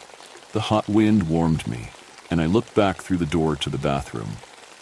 Everything had looked as it did before I went in. There was no crack on the mirror. I jumped in my car and drove back the way I had come, no longer wanting to continue on the road that my phone had taken me down. To this day, people have told me that I might have had an immediate reaction to whatever mold may have been inside of that bathroom. But the patchwork scars I have on my face now and the vivid memory of it all speaks to some other explanation. Some places are abandoned for a reason. As one nightmare fades, another begins. And this one, it will haunt your dreams. I found out my wife hired a hitman to kill me, so I paid him more. Someone else paid him even more. It was late at night, and my wife was asleep. With a small table light on, I sat alone downstairs on my laptop, searching well. I'll leave that to your imagination. I heard a slight creak from upstairs, but I'm used to those little creaks. This had been my routine for the last several months. Our marriage wasn't always like this, but recently we have been drifting apart. She's become distant, and it's like she's just going through the motions. Sex consists of me lying on top while she stares at the ceiling. We are still a young couple in our early 30s, but unlike our friends who stayed together because they had kids, we enjoy our dinner parties and game nights too much. But now, our marriage had become stale, and we were too afraid to be left on the shelf. I finally relieved myself, to put it politely. Like every night before, I went through the ritual of deleting my internet browser history. I had no choice, as my wife often uses my laptop to order stuff. As I went to press delete and cleanse my soul, I noticed a site called Sinister. That's strange. I didn't recall ever visiting that site. I clicked on the link and it took me to a dark web forum page. And there is no way my wife's been on here. She's the definition of vanilla. Against my better judgment, I decided to read the page, and there was a conversation between two usernames. Gus, the name of our cat, and the other, Haystack. I scrolled through the messages and my eyes widened in shock. My wife had hired a hitman to kill me. I slunk into bed beside her. I laid flat on my back, wide awake. Every time she stirred or turned over, I flinched. Should I leave? Should I call the cops? Why does she want me dead? All these thoughts raced through my mind. The next morning, I was shattered. I didn't sleep at all. How could I, after finding out my wife hired a hitman to kill me? We have a routine before work where Alice brews the coffee while I prepare breakfast, usually porridge and fruit. Yes, we are one of those health freak couples. While we eat breakfast, we rarely converse. Over the years, we've slowly run out of things to say. Out of the blue, Alice asked, "What have you got on today?" I stared at her. She never asks me about my day. Why is she asking now? I stayed vague. Just a lot of meetings. Alice continued. Any important? Why is she probing me? Is she looking to inform the hitman to my whereabouts? Brad and I have a meeting with the board over the merger, I replied. Alice quietly left the table. I couldn't concentrate at the board meeting. There's no way my wife, who I exchanged vows with, could have hired a hitman. I was in a nightmare, and I was ready to wake up. And the timescales? The CEO asked. A round table of suits stared at me. I snapped out of my trance. Yes, the timescales are fine, I replied. As I left the board meeting, my business partner Brad caught up to me in the corridor. Brad was a little older and had a speckle of gray in his beard, making him distinguished. Is everything okay? He asked. Sorry, I couldn't sleep last night, I replied. Brad smiled. Go home, get some rest. You need to be at your best tonight. Tonight? I asked. He looked at me funny. Yes, our weekly game night. You're hosting. With everything going on, I had totally forgotten. It was getting late at work. Everyone had left the office floor. I sat anxiously in my cubicle, too afraid to go home. What if the hitman was waiting for me to leave? After all, my wife would have likely informed the hitman of where I worked. A cleaning crew entered the office floor. One guy had a skull tattoo on his arm. Is he here to kill me? I told myself to stop being crazy. I had a game night to host. I entered the office's underground parking garage. The light switched on as I walked to my car. I heard footsteps from behind and turned sharply. A security attendant politely nodded. I took a deep breath. If that was the hitman, I would already be dead. I would never have seen it coming. On my journey home, I kept glancing in my rear view. An SUV was keeping its distance. Up ahead, the stoplight turned red, and I was forced to slow down. The SUV pulled up beside me at the lights. I looked across, but couldn't see anyone through the blacked-out windows. My heart was pounding. The light turned green, and the SUV drove off in another direction. Back at home, we hosted our game night with two other couples.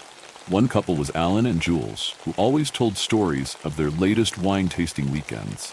They were incredibly superficial, but that's why we liked them. And then there was Brad and his devoted wife, Kara, who weren't drinking tonight. They were going through their third IVF cycle. My wife chose the adult game, Bad Choices, which was ironic as it's designed to find out your darkest secrets. I somehow managed to keep my composure during the game. Everyone enjoyed the questions, giving silly answers. Alice was the life and soul of the party. How can she act so sociable after what she's done? Did I even know her? It was my turn, and I decided this was the perfect opportunity to slip in my own question. Would you ever hire a hitman to kill your significant other? My aim was to get Alice to confess in front of everyone. As I was about to ask my question, Alice stood up and asked, "Would anyone like more wine?" Jules quipped, "Do you have a 1920 Buol?" Alan looked at Alice. "He's such a bitch." Everyone laughed. Alice went into the kitchen and Brad joined her. "I'll help you pour." A few minutes later, they arrived back and Brad is drinking a glass of wine. Kara looked down and sipped her water. I took a deep sigh and asked a question on the card. "Have you ever looked through your spouse's phone?" Everyone put their hands up. After the couples finally left, I waited for my wife to go to bed. I went back on the dark web forum. I still wasn't convinced my wife ordered the hit. What if it was just a fantasy? That would be disturbing, but at least my life wouldn't be in danger. I scrolled through the rest of the forum and saw dozens of spouses ordering hits. At what point did their love go rotten? I reread my wife's chilling conversation with the hitman. There was no doubt she had ordered my death. It was like I was nothing more than a bug waiting to be zapped. I violently hurled into my wastepaper bin. I wiped the vomit from my mouth and reached for my cell to call the cops. I couldn't make the call. Even though my wife despised me, I couldn't bear for her to spend the rest of her life behind bars. Okay, there must be another way. Maybe I could get the hitman to call it off. I set up a new profile and messaged the hitman asking to meet. I stared at the screen, awaiting a response. I had no idea how long it takes hitmen to reply. A few minutes later, a message appeared from the hitman. "Why?" I quickly typed, "I need you to take special care of my wife." Yes, I know I'm incriminating myself, but it was the only way to get the hitman to agree to meet me. The hitman answered, "Seal's tonight." It was now 1 a.m. I snuck out of the house and drove to Seal's bar, which was located by the docks. I glanced out of my window as I passed the dark waters. I arrived and parked close to the entrance, just in case I needed to make a quick getaway. I tentatively entered the dive bar. Every fiber of my being was screaming at me to leave. The bar was nearly empty, with only a handful of unsavory characters hunched over their drinks. They all looked capable of killing a man. One already had. I ordered 2 beers and sat alone at a table near the back of the bar. I took a sip of beer, but my hands were trembling so much, I spilt it down my shirt. I waited for over half an hour. This is batshit crazy, I thought. As I got up to leave, a tall, thin, middle-aged guy with long, greasy hair swiveled the chair in front of me and sat backward on it. His hawk eyes pointed to one of the beers. "Mine?" I struggled to speak and just nodded. The hitman took a long swig of beer. "Are you a cop?" he asked. Before I could answer, he sniggered, exposing his rotten meth teeth. "Cops don't waste beer." I realized he had been studying my every move since I arrived. An awkward silence. "I found a message," I stuttered. "Let me guess, you want me to stop the contract?" He interrupted. "Yes, how did you know?" I inquired. "Gus has the same IP address," he replied. "How stupid of me. I should have used a VPN. In my defense, I am running on fumes." I took a deep swallow. "It's been a misunderstanding." The hitman casually lit up a cigarette. He seemed so at home, like he's had this exact same encounter before. "She's already paid," he said. "I can pay you more," I blurted out. He leaned in close and spoke in a hushed tone. "Money isn't the only reason I'm in this line of work." His words shocked me to my very core. He stood up. I panicked. "I can pay you more to kill my wife." I couldn't believe what I had just done. If someone had told me a few days ago that I would order a hit on my wife, I would have had them sectioned. Old school. The hitman wrote a figure on a piece of paper along with his offshore bank account details and slid it across the table. 24 hours, he stated. I watched him leave the bar and flick his cigarette to the ground. That weekend, something odd happened between myself and Alice. We were being nice to each other. It seemed we both felt guilty for hiring a hitman. As we were doing our mundane household chores, Alice suggested, "Why don't we go out to eat?" I was taken aback by her request. We hadn't gone out for dinner in over 6 months. "Where?"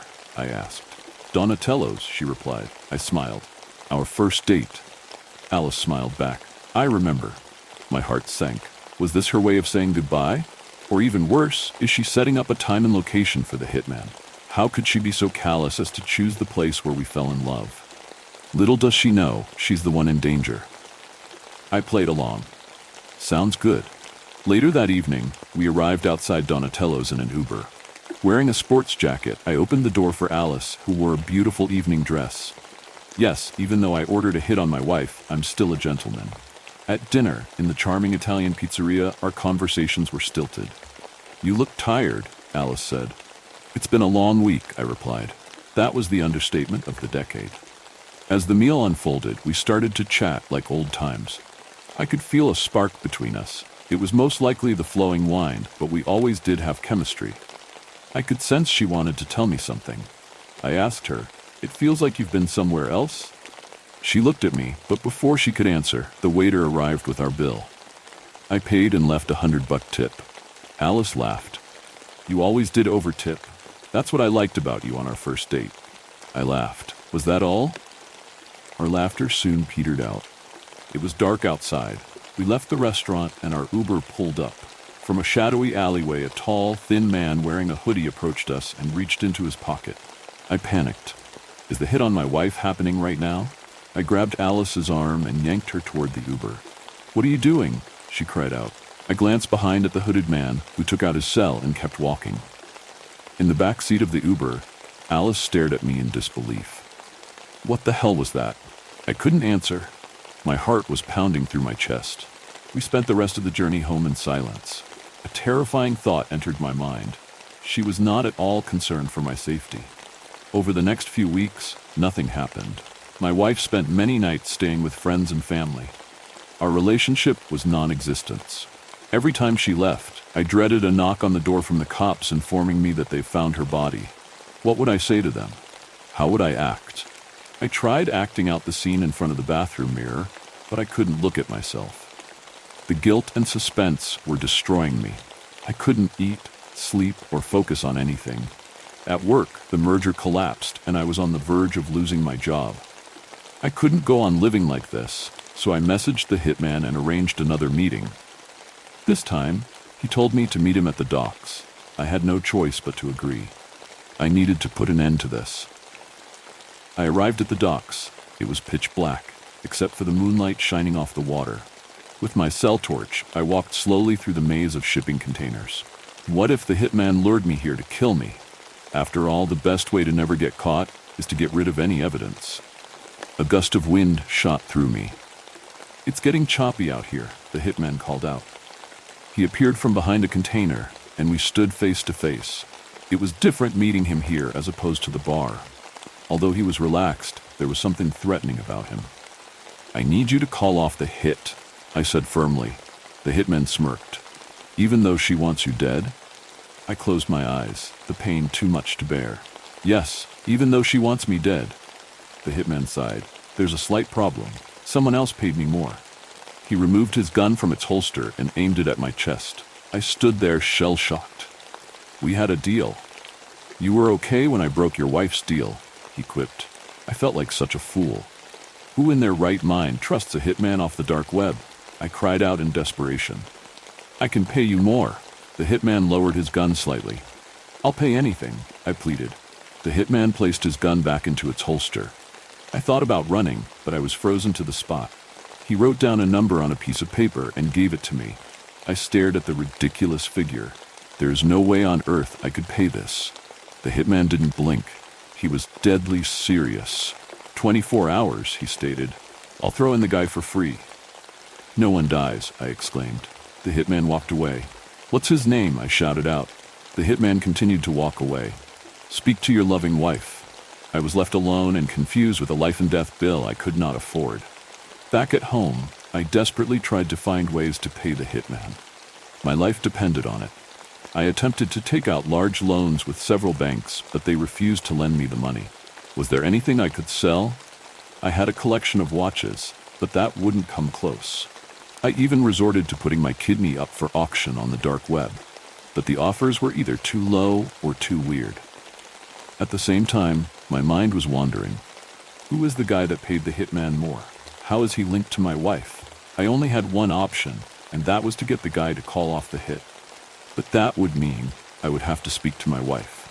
Something I had dreaded since that fateful night. A nervous wreck, I sat my wife down on the couch and looked into her eyes. I was about to find out the truth. Why did she order a hitman to kill me? But before I could speak, Alice burst into floods of tears. "I've been seeing someone," she wept. I stared at her in disbelief. Somehow, this betrayal felt worse than the hitman. I remained calm. "Who is it?" She wiped away her tears. "Brad." "How long?" I asked. "A few months," she replied. The affair made perfect sense. It tied in with Alice becoming distant and the cracks appearing between Brad and his wife at the game night. It must have been Brad who took out the hit. My wife would have inquired to the hitman as to why I was still alive. After finding out she's the target by my hands, she had no choice but to confide in Brad. Or maybe they were in it together from the beginning to get me out of the way. Out of desperation to save his lover, he agreed to pay more. I somehow managed to keep my composure. Alice continued her confession. "We met at this shitty bar by the docks. At that exact moment, I realized I had been extorted. My wife never placed a hit on me. She's never even been on the dark web. The hitman was a con artist who witnessed my wife's shady encounter with Brad. By eavesdropping, he gathered enough info to set up a fake hit. He even used our cat's name Gus as my wife's username. The hitman preyed on me, finding out about the affair and the idea they would conspire to get rid of me. If Alice hadn't mentioned that she met Brad at Seals, I could have ended up losing everything. Alice placed her hand on mine. "Can you forgive me?" I had a deep pit in my stomach. She may have had an affair, but I hired a hitman to kill her. "We'll get through this," I replied. We exchanged a tight hug. Our lives slowly got back to normal. My wife will never know what I did, but I still have to live with it every day. I searched the dark web for him to retrieve the money stolen by the hitman, but his username and messages were deleted. I even ventured back to Seals, but he was long gone. It was like he never existed. I could never go to the cops. I would get a life sentence for what I've done. There's one good thing that the hitman gave us. Our marriage is no longer stale. But the night is far from over. There's another chilling tale waiting in the dark. Twisted dreams. When you're a kid living in a small town, most of the time you are looking to plan your escape. This might not be the case in some small towns that are located stone's throw away from a bigger city, but for me, that was never the case. I was born in a small town in the Midwest, and while a lot of people had creature comforts like Walmart or even a Starbucks on every corner, we barely had any of that. The nearest big chain store was around 30 miles from our front door, which meant planning our trips to supplement what we grew on our farm. For some, farm life isn't grand, but I didn't mind it as much as I got up early, did my chores, went to school, and came home just to do it all over again. Now, don't get me wrong, as my childhood was not horrible, as I didn't have ogres for parents and lived in a shoebox. I lived on a moderately successful farm, had loving parents, and even made friends in school and around town. There were some parts of my childhood I can remember as clear as day, such as going on long summer bike rides with my friends to the pond, or spending nights outside looking up at the stars.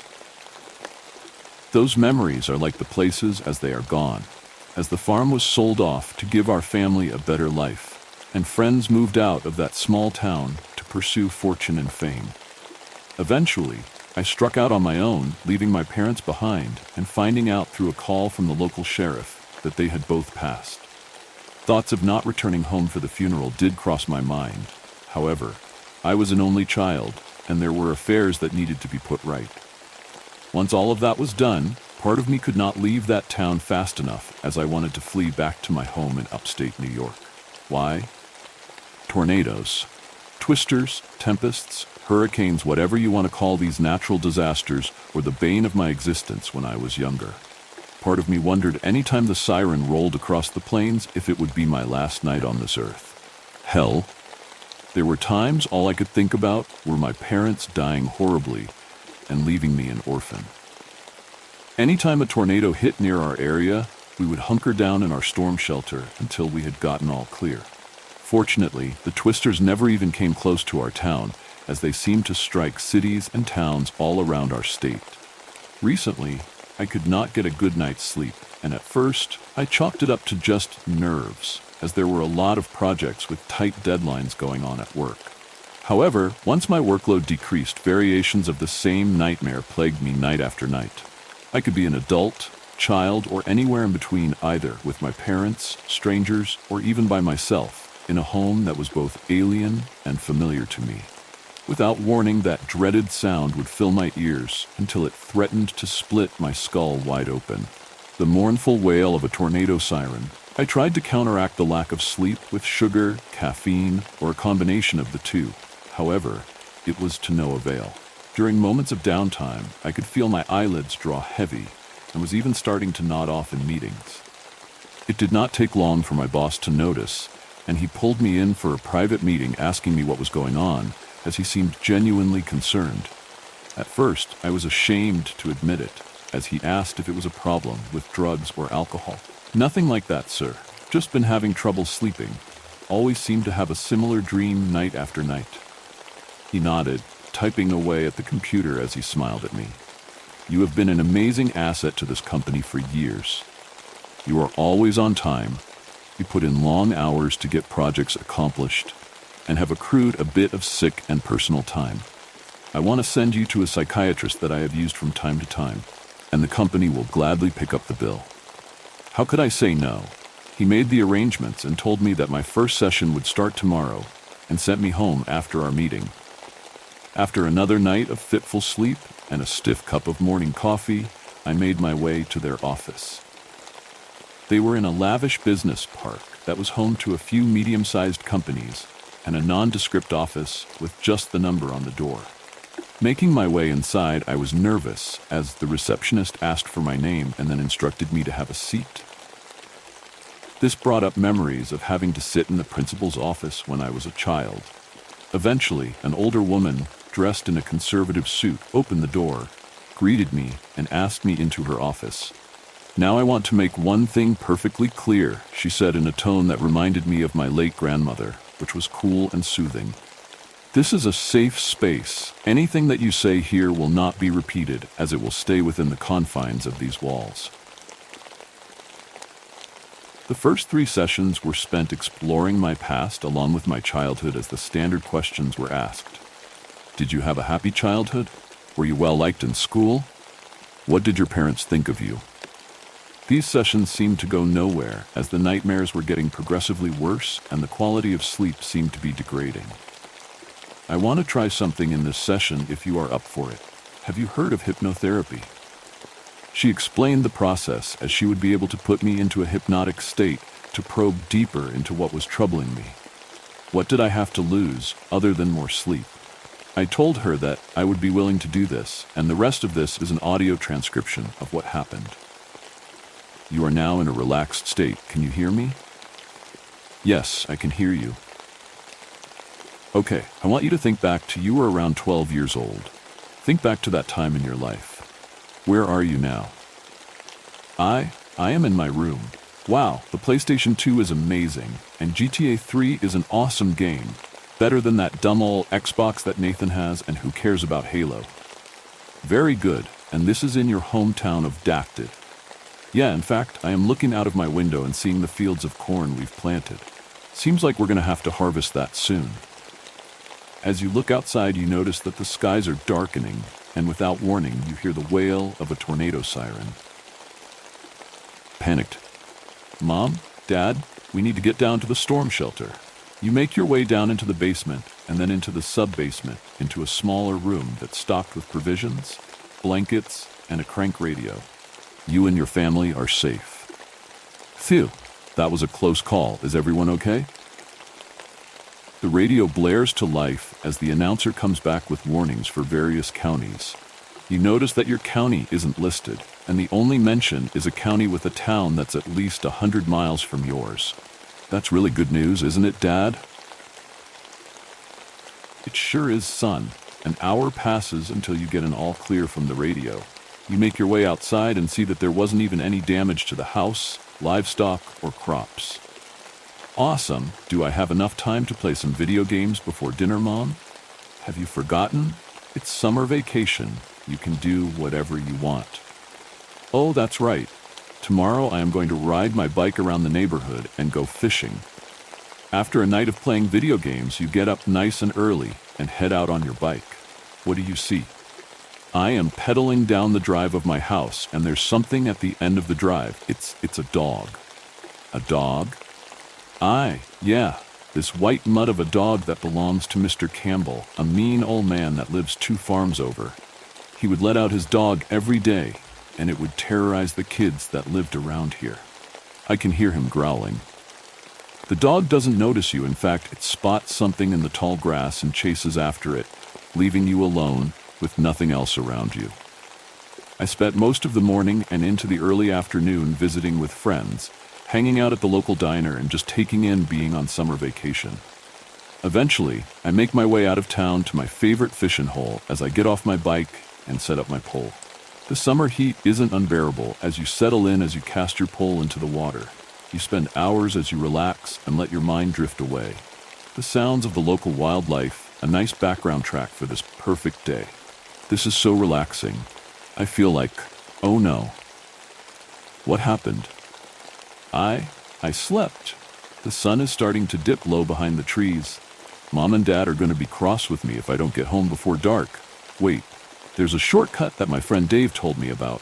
It'll get me home quicker. So you're on the shortcut? Tell us about it. Damn you, Dave. It was only good for around 3 miles and it dead ends at a cornfield. Crap, I need to get home. Is there a path between the rows? Yeah, I can just walk my bike through the corn. Whose farm is this? There's not supposed to be a farm out this way, I thought. Okay, so you're walking your bike along. Do you see or hear anything? Yeah, something weird. I have no idea what that is. I make my way over towards the sounds. It sounds like people talking. Can you see anything out of the ordinary? I see smoke wafting from atop of the corn stalks and voices. But they're not panicked and there's some type of rhythm to it. What in the heck is going on? I need to get home, so onward I go. So you're following the path. What is this? I see a clearing, there's a fire burning, and oh God, there's an altar of stone in the middle of a circular part of this field. The dog, Mr. Campbell's dog, is strapped to it and all cut open. Oh my God, I'm gonna be sick. There's so much blood. Calm down. What else do you see? People, dressed in gray robes. They're chanting something, but I can't make it out. They are what? I know these people. There's Mr. and Mrs. Andrews. They own the local diner. And there's Mr. Cooper. He owns the hardware store. And what is it? What else do you see? Dad? What's going on? What do you mean? There's a wind picking up and the skies are darkening. What are you doing, Dad? Please calm down. What is going on? Tell me what you see. The skies are dark gray. There's something like a dust devil that's forming right on top of us. It picked up and shredded the dog. The blood isn't going all over. It's what the hell? What? What is it? This dust devil, it's looking at me. Like the blood has given it 2 glowing red eyes and a gaping mouth. My dad is saying something to me as he is holding my head. What is he saying? Deeper voice. Forget all that you saw here. Nothing happened. You will remember nothing. Okay. When I clap my hands and count to 3, you will be awake and refreshed. 1, 2, 3, clap. My therapist explained to me that it was some sort of repressed memory, and while I tried to comprehend why I could not remember, he cited it could be related to trauma. When I asked him about the incident in the cornfield, he shrugged and rattled off a few explanations, such as a fever dream or some sort of imaginary event that I remembered instead. I knew that wasn't true. After that last session, I started to sleep more soundly as the nightmares seemed to vanish overnight. The next morning, I awoke refreshed and with a newfound energy, and it showed in my performance at work. Deadlines were met, productivity increased, and it showed in my performance and attitude at work, and my boss was impressed by how quickly I turned things around. But that's not the reason why I'm so scared.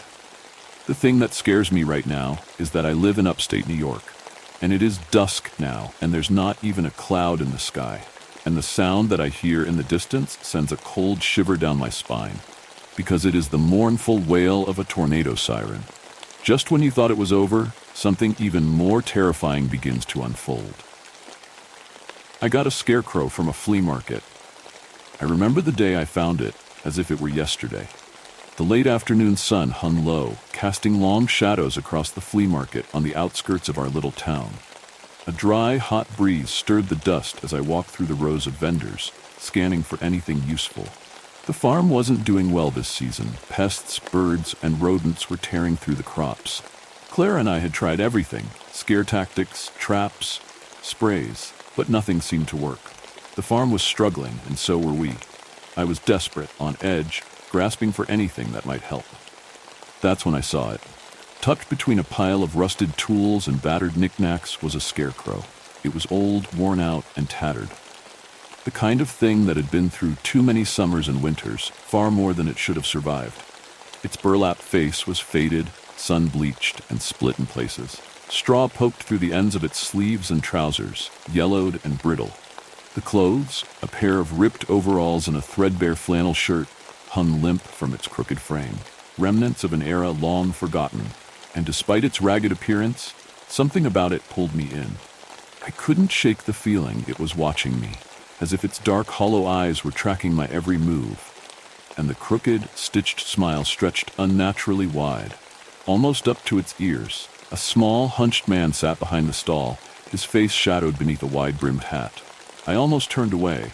Something about him and the scarecrow gave me an uneasy feeling. But then he spoke in a raspy, gravelly voice. "You're looking for something to keep the birds away, aren't you?" he said. His voice was like gravel grinding underfoot. I nodded, unsure how he knew. "This here'll do the trick," he said, gesturing toward the scarecrow with his bony finger. "No birds, no rodents, no pests, you'll see." I hesitated. The scarecrow looked like it would fall apart if I so much as touched it. "Does it work?" I asked, my voice filled with skepticism. The man grinned, revealing a set of yellowed, uneven teeth. "It works," he said. "Better than you think. Just set it up in your field. It'll do the rest." Desperation gnawed at me, and despite the unsettling feeling in my gut, I handed over the little cash I had left. The man took it without another word, and I hauled the scarecrow into the bed of my truck, feeling the weight of its hollow, straw-filled body as it thudded against the metal. When I got home, Clara was inside cooking dinner, the kids helping her set the table.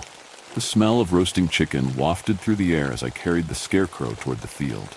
The crops swayed in the soft evening breeze, rows of corn and wheat stretching out before me.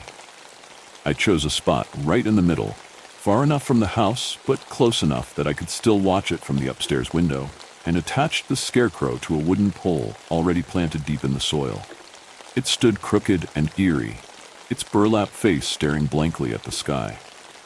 For a moment, I stood there too, staring back at it, trying to shake off the growing unease that had lingered since the market. That night, sleep didn't come easily. I tossed and turned, my mind replaying the image of the scarecrow in the field, motionless, seemingly unthreatening, yet somehow menacing. Was I expecting some sort of miracle from it? Is that why I felt this knot in my stomach? Because deep down, I knew I was acting out of desperation, not thinking rationally. As I lay in bed, the wind howled outside, rattling the shutters, but beyond that, there was silence.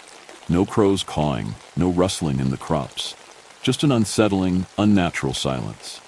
When morning came, I stepped outside, half expecting to find the fields torn apart like before. But they were untouched. Not a single stalk was damaged. I looked toward the scarecrow, still standing in the same spot, and felt a wave of relief. Maybe the old peddler was right. Maybe it really was that effective. A couple more days went by, and the crops remained unharmed. Not a single bird or rodent dared to come near them. For the first time in months, I felt a glimmer of hope. Clara noticed the shift in my mood and began to believe again herself as she watched our children Emma and Luke play among the crops, their laughter ringing through the air. But on the fourth night, things took a strange turn. I woke up in the middle of the night, my throat dry and aching for a glass of water. After downing it, I happened to glance out the window toward the field and froze. The scarecrow wasn't where I had left it. I rubbed my eyes, thinking I must be mistaken. But no, there it was, at the far end of the field, in a spot where I had never placed it. My heart raced. Had someone moved it? Was it a prank? My mind scrambled for answers, but none made sense. I told myself it didn't matter and went back to bed. But the next day, early morning, I found something even more disturbing. Scattered among the crops were dead animals, birds, rodents, frogs, and other small creatures. Their bodies lay arranged in peculiar, almost ritualistic patterns, surrounded by pieces of straw, the kind that felt all too familiar. At first, I thought it was some predator playing tricks, maybe a wild animal. But deep down, a cold knot formed in my stomach. I couldn't ignore the fact that it started happening the moment I brought that scarecrow home. I tried to brush it off, to focus on the positive. The crops were thriving. My family was doing well. But each night, as the wind howled through the trees, I couldn't shake the feeling that something was watching us. Something that wasn't just straw and old cloth. Determined to put my fears to rest, I decided to keep watch over the field myself, alone, in the dead of night. Once everyone had gone to bed, I grabbed my shotgun and went upstairs to the second floor, where I could see the entire field from the window. I sat down, keeping vigil, but after a couple of hours of waiting, exhaustion crept in, and I started to drift off. When I opened my eyes a little while later, I instinctively glanced outside, expecting to see the familiar silhouette of the scarecrow standing in its usual spot, but it wasn't there. My heart leapt into my throat as I scanned the field, and then I saw it, moving. The scarecrow was moving, not walking exactly, but almost drifting, as if something unseen was dragging it across the ground. It stopped at the far end of the field, and to my horror, I saw the birds descend quietly around it. I bolted out of my chair, grabbed my shotgun, and rushed downstairs. I didn't wake Clara or the kids. I didn't want to scare them. But my pulse pounded in my ears as I sprinted into the field, lantern swinging wildly in my other arm. When I reached the spot, I nearly dropped it. Dead animals were scattered everywhere. Birds, mice, even a rabbit, arranged in eerie, precise circles. Out of the corner of my eye, I spotted it again. The scarecrow, drifting slowly toward the far end of the field. I ran toward it, gripping my shotgun tightly as the lantern swayed in my hand and the wind howled around me. But as I approached the scarecrow, I froze. It wasn't the scarecrow that terrified me. It was Emma, my 12-year-old daughter, carrying the scarecrow as if it weighed nothing. The pole rested effortlessly on her small shoulder, her hands gripping it firmly, yet without emotion. Her movements were slow and mechanical, her eyes wide and blank, as if she were trapped in a trance. Behind her, my 8-year-old son, Luke, knelt on the ground, his small hands stained with blood. He was carefully arranging a sparrow's body among the others, his face blank, his eyes unblinking. With a firm grip, he squeezed another rat's neck until it went limp, then placed it on the ground, completing a circle of dead animals. A wave of dread rose in my chest as I choked out a call, my voice thick with fear. "Emma! Luke! What are you doing?" They didn't respond. They didn't even flinch. Emma kept walking, gripping the pole attached to the scarecrow and moving forward. Luke silently followed behind her.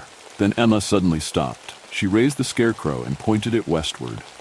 From the shadows, animals emerged, birds, rodents, insects, all drawn to it as if commanded, their bodies still and their eyes fixed on the tattered figure. She turned it east, and creatures from that direction responded too. Birds descended from the trees, insects crawled out of the soil, and rodents froze mid-run. All of them transfixed, their gaze locked on the scarecrow as though bound by an unseen force. I stood paralyzed, my mind screaming but my body frozen in place. Luke, with a blank expression, picked up a rock and without hesitation began smashing the animals one by one. Each brutal strike was met with a sickening thud, and yet none of the creatures moved. They remained rooted to their spots, oblivious to the carnage unfolding around them. My chest tightened as I staggered back, gasping for air. This wasn't real. It couldn't be real. Then Luke bent down, grabbed a dead rodent from the ground, and sank his teeth into it.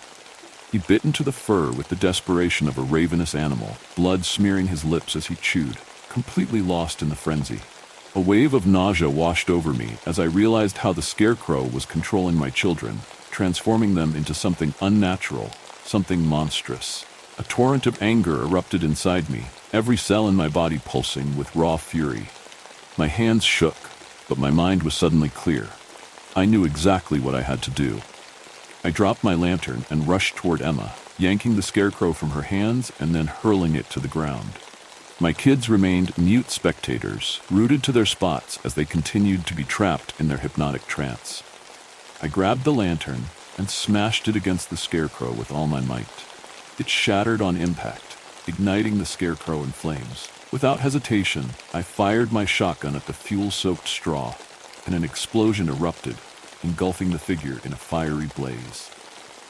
Emma blinked for the first time, as if suddenly waking from a dream, confused about how she had ended up in the middle of the field. My son Luke stared down at his blood-stained hands, clutching the dead rat. Horror washed over his face, his lip trembling as he met my eyes. "I didn't mean to, Daddy. I didn't mean to," he sobbed, wiping the blood from his mouth with the back of his hand. I dropped to my knees, pulling both of them into my arms as the fire crackled and roared, the acrid smell of burning straw filling the air. Together, we slowly walked back to the house, each step laden with the weight of what had just transpired. Over the following weeks, my crops flourished, yielding a harvest that far exceeded my expectations. We were pulled back from the brink of financial ruin, but it came at a cost. Both Emma and Luke suffered from relentless waking up screaming in the night, and it would be months before they could fully recover. I, too, struggled with sleep, waking in the dead of night, drenched in sweat, haunted by the memory of the scarecrow. "It's gone," I kept telling myself. "The scarecrow is gone." And every night I prayed that it would stay that way.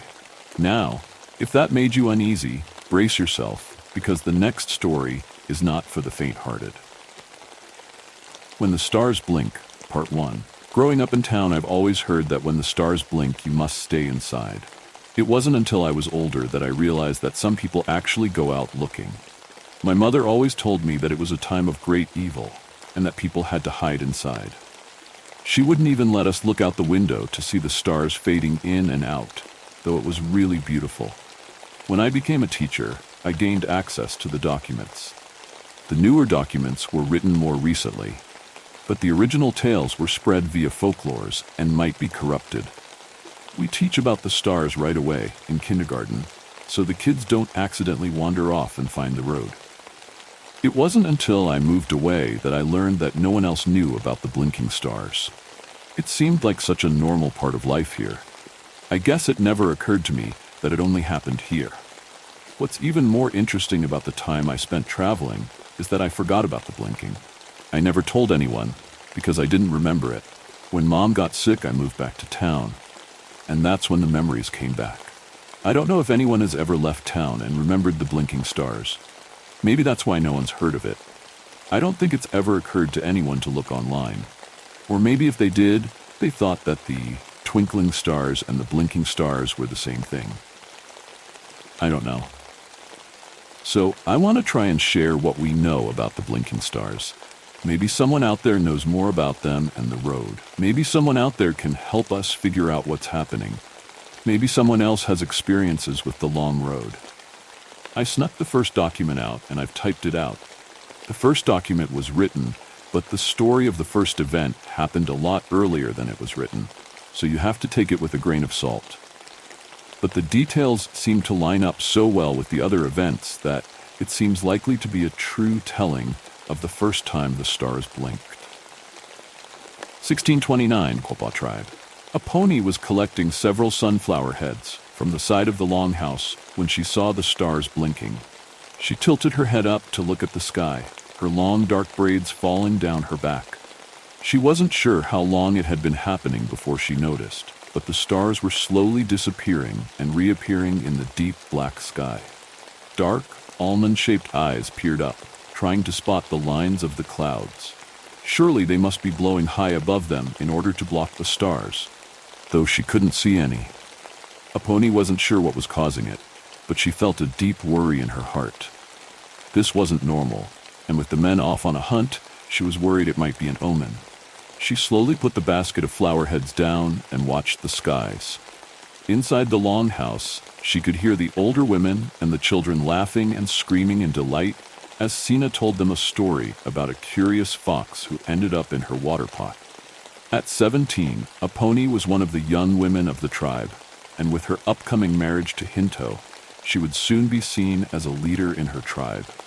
Hinto was the son of the head chief and was showing signs that he too would become head chief. As such, Aponi felt a certain amount of responsibility to keep her tribe safe and thought that the stars might be giving her a message. It made sense for them to seek her out. The men were out, and she was a bridge between the two important families in her tribe. This union promised to strengthen ties and ensure the prosperity of their people, and it wasn't a responsibility she took lightly. The stars continued to blink, and she felt her heart speed up. This wasn't right. This wasn't normal. She wished the men had come back from the hunt today, so she knew they were safe. Something warned her that they were in danger, and this was the stars' way of warning her. She scanned the river, looking for movement or the light of far-off fires, but could see nothing. Then she looked toward the planting grounds, and her breath caught in her chest. There was a thick, deeply beaten path through the grounds. She turned and looked again at the longhouse, and then moved slowly toward the path. It was covered in rocks, but they were placed so that she couldn't see the seam between them. It was unlike anything she had seen, and it wasn't there earlier. Down the path, she could see the steady flames of some campfires in the distance, but they looked strange. They weren't near the ground. Rather, they floated in the air. They also didn't flicker. Instead, they had a steady light. She felt her heart start up again, and then begin beating faster. She carefully placed one foot on the path and felt it was hard. It had no give. It was strong and very smooth. She turned once more. She really wanted to go back to the longhouse, to join her sister and her family and sit by the fire. But what if this was a message for her? What if she walked away and missed out on the warning that the stars were trying to tell her? Behind her, her sister's laugh floated on the air, so similar to her own, and Aponi took a deep breath. She wouldn't give in to the fear in her heart. She lifted her chin and carefully walked on the path. After a few moments, the stars stopped blinking, and the planting ground stood without interruption. The path and Aponi were gone. Shortly after, Grandmother Nita came to look for Aponi, but she was nowhere to be found. The next morning, as the sun rose, the hunting party came back across the field. Hinto strode confidently across the field, the soft light of dawn illuminating his powerful frame. Standing tall and strong, his broad shoulders and muscular build spoke of years spent honing his skills as a hunter. His sun-kissed skin glistened with a light sheen of sweat, a testament to the labor of the hunt and the early morning sun that painted the sky with hues of orange and gold. His long, dark hair was pulled back in a loose braid, the ends adorned with small feathers that swayed gently with each stride. Hinto wore a tunic made from the hide of a bison, expertly crafted to allow freedom of movement while offering protection from the elements. The garment was decorated with intricate beadwork depicting animals and symbols of strength, reflecting both his identity and the traditions of the Quapaw tribe. As he approached, a sense of pride radiated from him, evident in the confident tilt of his chin and the way his deep-set, dark eyes sparkled with excitement. There was a fierce determination in his gaze, coupled with a hint of softness reserved for his beloved Aponi. Strapped across his back was a quiver filled with arrows, the tips glinting in the light, and in his strong hands he carried the spoils of the hunt, a bison draped across his shoulders, its powerful presence echoing his own strength. His arrival was marked by the joyous cheers of the villagers, their faces lighting up with admiration and respect. Hinto's lips curled into a broad smile, his deep voice ringing out as he called to his fellow hunters, celebrating their success. He was not just a skilled warrior. He was a protector and a leader in the making, poised to take his place alongside Aponi as they embraced their future together. They carried enough meat to last many moons, and they returned full of blessings and happiness at the safe hunt. Hinto was particularly pleased. He was due to marry Aponi, and now they had the meat to celebrate. Sina burst from the longhouse, moving with a mix of urgency and apprehension. At 12, her youthful features were a softer version of her sister's. Her long, dark hair cascaded in loose waves down her back, brushing against her shoulders as she darted across the open space. Strands of hair framed her round face, giving her a slightly wild appearance in her haste. Her almond-shaped eyes, a mirror of a pony's, were wide with concern, revealing the depth of her worry for her sister. They flickered between the gathering of men and the approaching hunting party, filled with both admiration and trepidation. She wore a simple woven tunic, the earthy tones blending with the natural surroundings, but her attire felt inadequate under the scrutiny of the older men, whose presence loomed large and intimidating. As she ran, her small hands were clenched into fists at her sides, betraying her anxious state.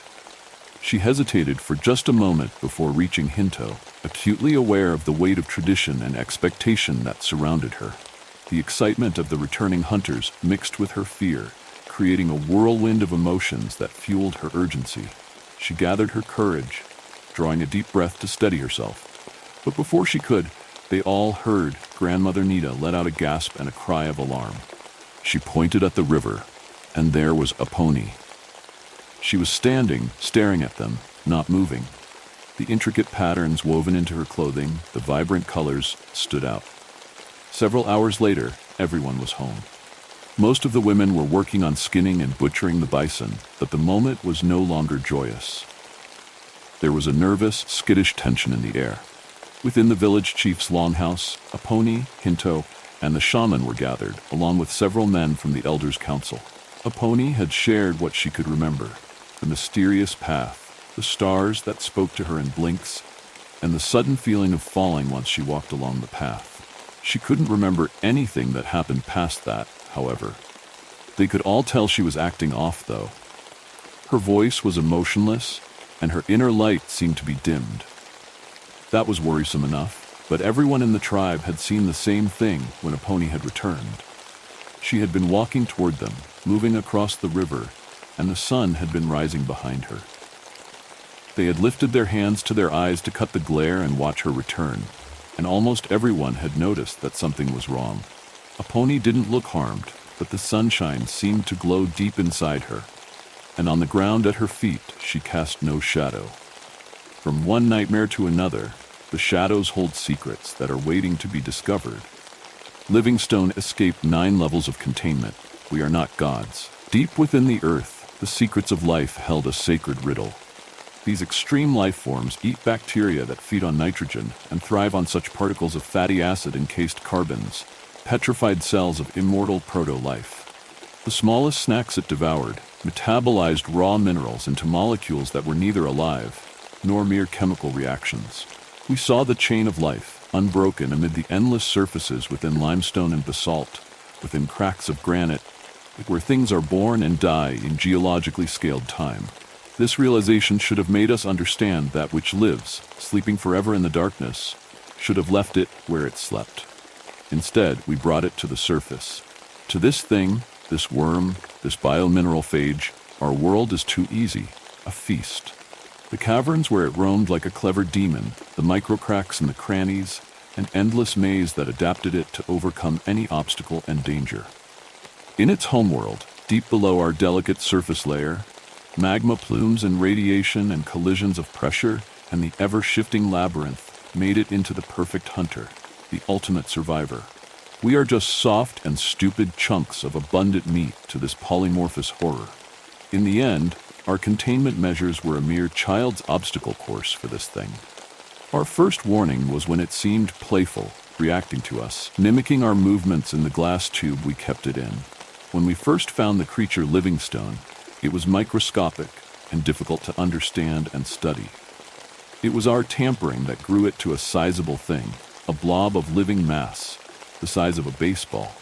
While it waited for more nutrients, it went dormant. Supposedly it could hibernate like that forever. It spit out its core chromosomes, and then it died, sort of. Tendrils snaked out of its husk and pulled the living mass inside, forming a kind of walled-off supershell.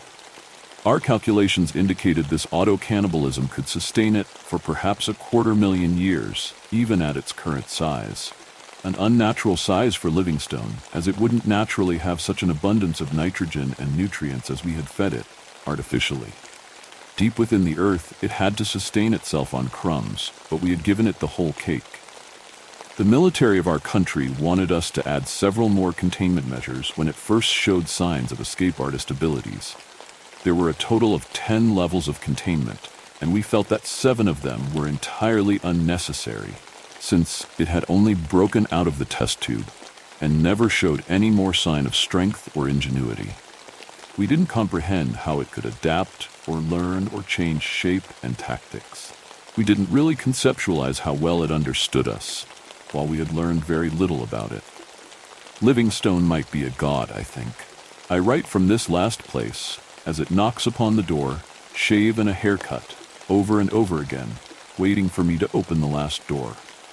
I made alterations to our security, allowing me to share our findings with the rest of the world, and having made an entry code that it cannot guess, as it is an infinitely long number, hundreds of digits long. There is no way it can possibly type that into the override and open the door. Of course, we were wrong about all of its other abilities, and it made it to this final airlock, bypassing all of the unbeatable containment measures. I worry that it is merely toying with me, waiting for me to unseal the final door to the outside, before revealing it can come into this last room where I reside. That is why I'm going to stay here with Livingstone, because this is checkmate. As long as I do not open that door, it is trapped in the lab with me. If it comes in before I open the door and eats me, then humanity wins, because the last door is sealed from the inside, and only I know the password, and the biometric scans required, and the keycard which I have shredded already. Even if it can type in that numeric code outside, over 1,000 digits long, an impossible guess, it will find it has eaten the last key already broken when it gets to me. I doubt I will be anything but a mummified corpse when it gets to me, for the oxygen will run out long before my rations and I will die and become a dry decomposition. I am very afraid, I am terrified. Most of the horror has gone numb, and I am somewhat resigned to this fate. Everyone else is dead. It has killed everyone, and the nightmare has gone quiet, except for the sound of shave and a haircut, which it keeps knocking over and over again. It is both maddening and reassuring at the same time. As long as it keeps trying to communicate, I feel it has reached an impasse. It is also trying the keypad, but it cannot figure it out. It is just typing numbers into it over and over, unable to guess the impossible code I've set it to. The first layer of containment failed when we shut off Livingstone's nitrogen ration after waking it up for the general. It didn't like that, and it did wake up and reached for the sealed nozzle, feeling around the edges, and then it suctioned itself to the unbreakable glass and applied enough pressure somehow to crack the glass. We retreated from its chamber and watched in surprise and fascination for 26 minutes while it continued to add cracks. Finally, it broke out, slithering gracefully out and towards the door, somehow knowing without any kind of sensory organs that we knew of which way was out. It can't get through solid metal, we told the general. It reached with a tendril and used the override keypad to type in the 5-digit number and open the door. The second containment had failed, and we were astonished and afraid. Livingstone withered under the flamethrowers, the specially designed toxins, and the bombardment of ultraviolet light, but it did not die. Each time it broke free of its defensive shell, different, smaller and more evolved, moving slower and more awkwardly or more cautiously. I had already retreated to the entrance, as I was too frightened to stay and watch. I had seen how it grew and fed and survived attacks and environmental hazards since it was a mere amoeba. Its actions mirrored the microscopic, and this terrified me. It was hunting now, anticipating the evasion and defenses of the kinds of things it liked to eat. We were triggering its normal behavior over hundreds and thousands of years in the microscopic world, in mere minutes and hours in our world. It made little difference to Livingstone. It just scaled up with the new scale of life it was encountering. I'm not counting the physical attempts of security forces to fight it as a containment measure, as it was a desperate attempt to capture it or kill it, as it circumvented 2 entire containment levels. It ignored machine guns and grenades, almost completely ineffective. But the violence taught it there was lively food nearby, and it got a taste for human flesh, eating and digesting us like vitamins, and growing quickly into something too fast and strong and large. It had become a new predator, something it was never meant to be. I was there in the control room, and it was my decision to seal off the base when all of our containment measures except the last two had failed. I made this decision out of fear and logic, combined into some kind of cold-blooded triage. I watched and wept and shook with morbid self-loathing and the sensation of a waking nightmare as my colleagues who were trapped with it were hunted down and devoured, one by one. It took their key cards and used them to circumvent minor doors, moving up through the levels of our underground laboratories. It ate all the other samples, all the lab animals and chemicals that it found, always growing, always changing and learning. The ninth containment was one we thought it could not get through, a net of shifting laser beams that would slice it and cook it and disintegrate it. It worked about as well as bullets do on Superman. And then it was upon us, knocking on the doors of hell, hoping to leave the abyss in which it belongs. It was very efficient by the time it reached the last containment that it got through. The general thought it was one of his soldiers on the other side, using a secret knock to say, "I'm a human survivor." And that is why it thought, that shave and a haircut would also work to tell me to let it in, or rather, let it out. Because if it got past me, there is an unsuspecting world outside, unprepared for this nightmare, this unstoppable devil. I won't let it out, in fact, I can't. I've shredded the keycard necessary to access the drive for the master computer. Even if I wanted to open this last door, there is no way for me to do so. It is also reset to my unique biometric scans, and I assume it will eat me and lose that key also. If it somehow gets in here, it will find the last door cannot be opened. We're trapped down here forever. But to this thing, that isn't long enough. That is why I am telling you about Livingstone, so that you will not be curious enough to see what is behind door number 2.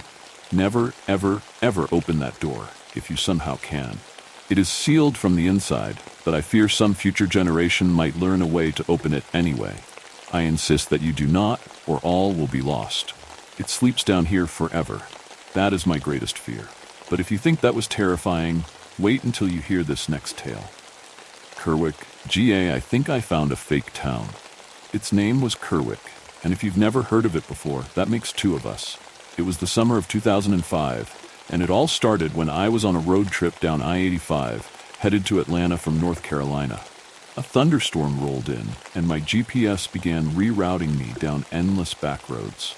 After a while, I decided it would be better to get off the road entirely and took the next exit I saw. The exit sign said Kerwick in old, peeling letters like it had been there forever.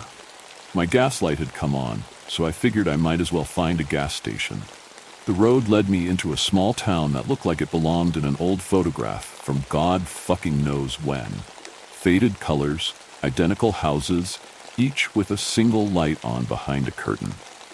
The streets were empty, and the only sound I could hear was the distant rumble of thunder. I found a gas station that looked half abandoned, but still working. The pump was one of those old ones with the rolling numbers. I had to go inside to pay, and that's when things got weird.